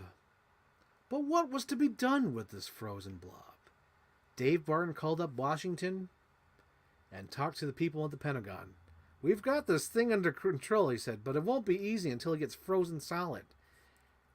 It might be better to blow it up, said the man at the Pentagon. You can't do that, Dave protested. That would only spread the thing all over the place. Each little piece would grow into another blob. Well, what do you think we should do? Asked the Pentagon man. Dave said, send us the biggest transport plane the Air Force has. Load this thing inside, keep it frozen, fly it up to the Antarctic, drop it someplace where it will never thaw out. A man in the Pentagon promised to send the plane at once. Dave smiled with relief. He hung up the phone. Well, folks, he lifted up his hat. He told the crowd, that's that. Air Force is coming for the blob. But it's not dead, Jane said softly. Is it? Oh, no, but we've stopped it. Steve looked at the frozen thing. At least for as long as the Arctic stays cold. Monsters. The Blob, Dracula, Godzilla, King Kong, The Mummy, Frankenstein, Mad Scientist, The Wolfman, Deadly Mantis, The Invisible Man, It Came from Outer Space, The Phantom of the Opera, Frankenstein Meets the Wolfman, Murders of Rue Morgue, Creature from the Black Lagoon, Crust House, P.O. Box 3427, Manco, Minnesota. Write to us for a complete catalog. I suggest you read about my friends, King Kong says.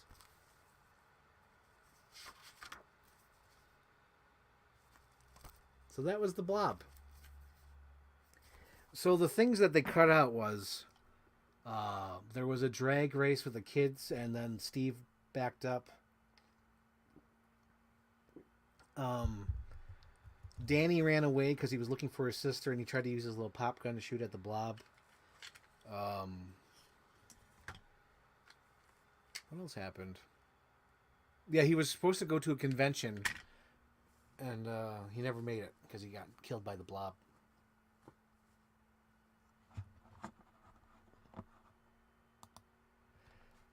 So at the end of the movie, the Blob does get dropped in Antarctica. So that's true. That's true. Because when he says that line, you see the plane taking off and says, as long as the Arctic stays cold. What are you waiting for? Oh, Noctis! Noctis! Noctis! That's a Becky friend. Spinning. What are you waiting for? Oh, thank goodness the dog is safe. Not the dog. Oh, Christopher Walken. I need more cowbell. Oh. This is a good story. So I hope you all enjoyed that. It looks like I've been streaming, is it 3 hours? Oh my god, guys. Oh my god. So now I can finally organize these toys. Make my shelf tomorrow. I'm definitely making it tomorrow because I'm fucked up today. I'm going to go sleep. I'll probably watch the Blob in the living room. Hopefully, maybe, possibly. I don't know. Oh man, I'm worn out.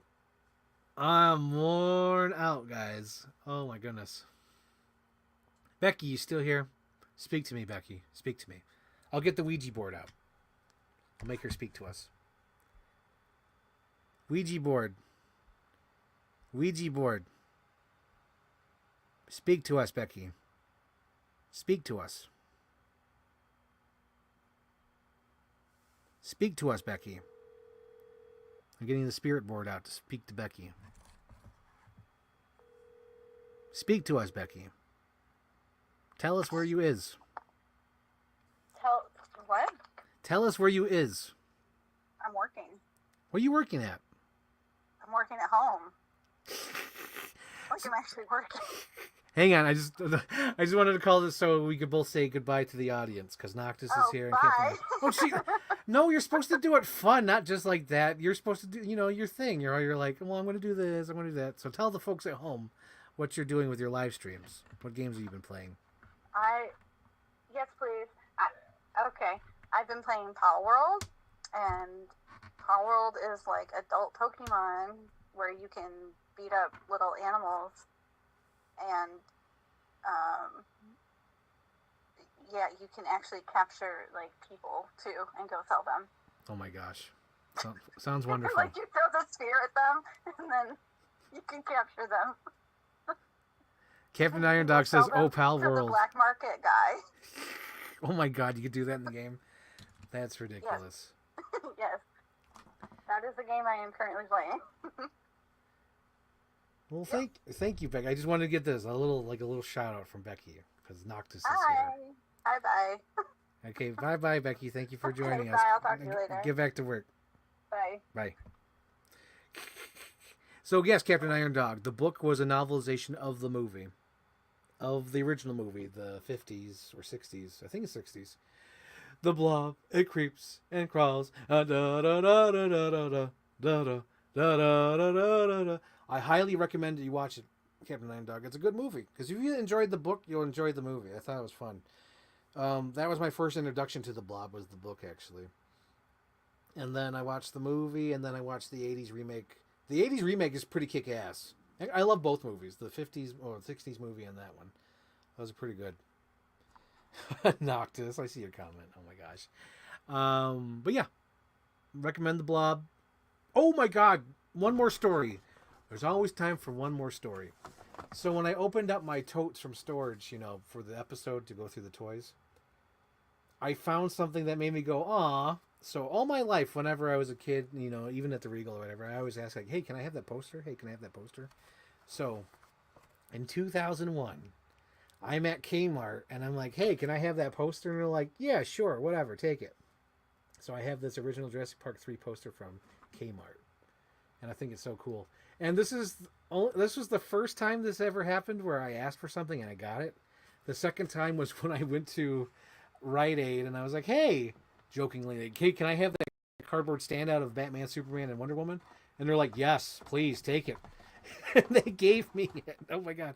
So now it's in my office at work. But yeah, that's a funny story. Just wanted to say.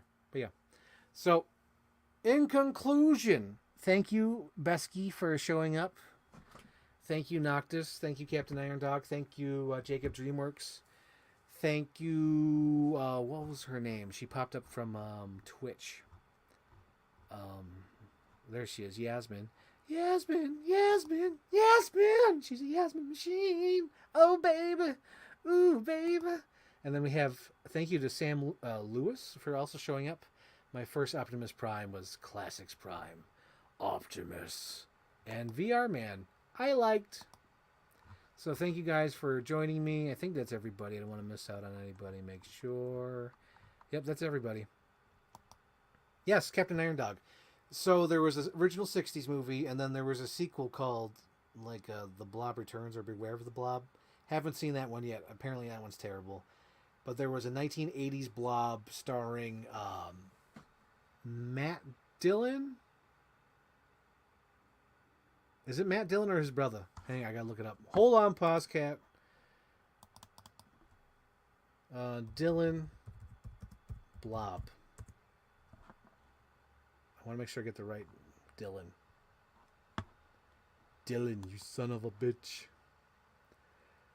Because I know there's like two Dillon brothers. Oh, Kevin Dillon. Yep, I knew I was wrong. I was like, nah, it can't be Matt Dillon.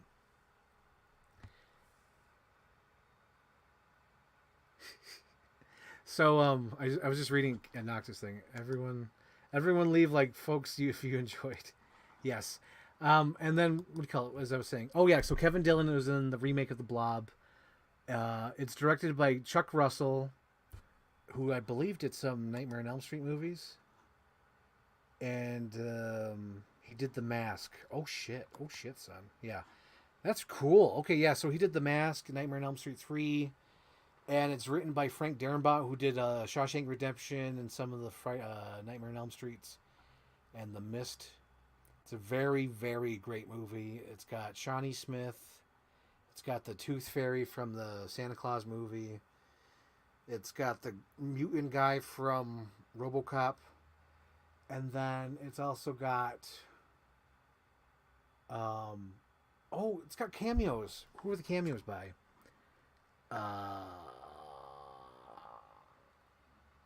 damn it. I thought it was going to be clear. It's not even there. There it is. Bill Moseley. That's the name I was looking for. Yeah, Bill Moseley does a little cameo in it. It's a good movie. Good movie. Good movie. I was watching earlier with your action figures, but was lurking. When you're out in the club, do the creep. You do the creep. Yeah, I like the lurkers. That's fun. Lurkers are fine. I always lurk on Becky's show. Because I don't watch her play games. I don't watch. I just like listening to Becky.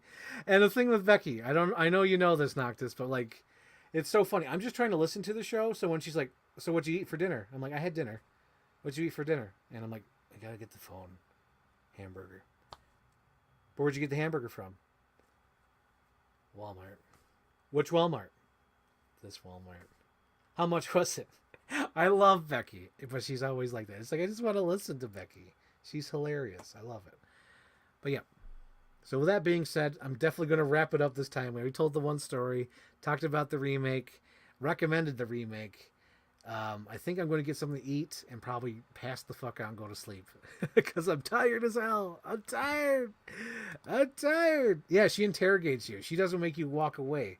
She wants to know everything about it. "What was the dog's name?" "I can hear Wolfie. Is he barking?" Yep. Okay. Adios, muchachos. I think that's the right way, right? From that movie? Okay. Bye-bye. Bye. Bye-bye.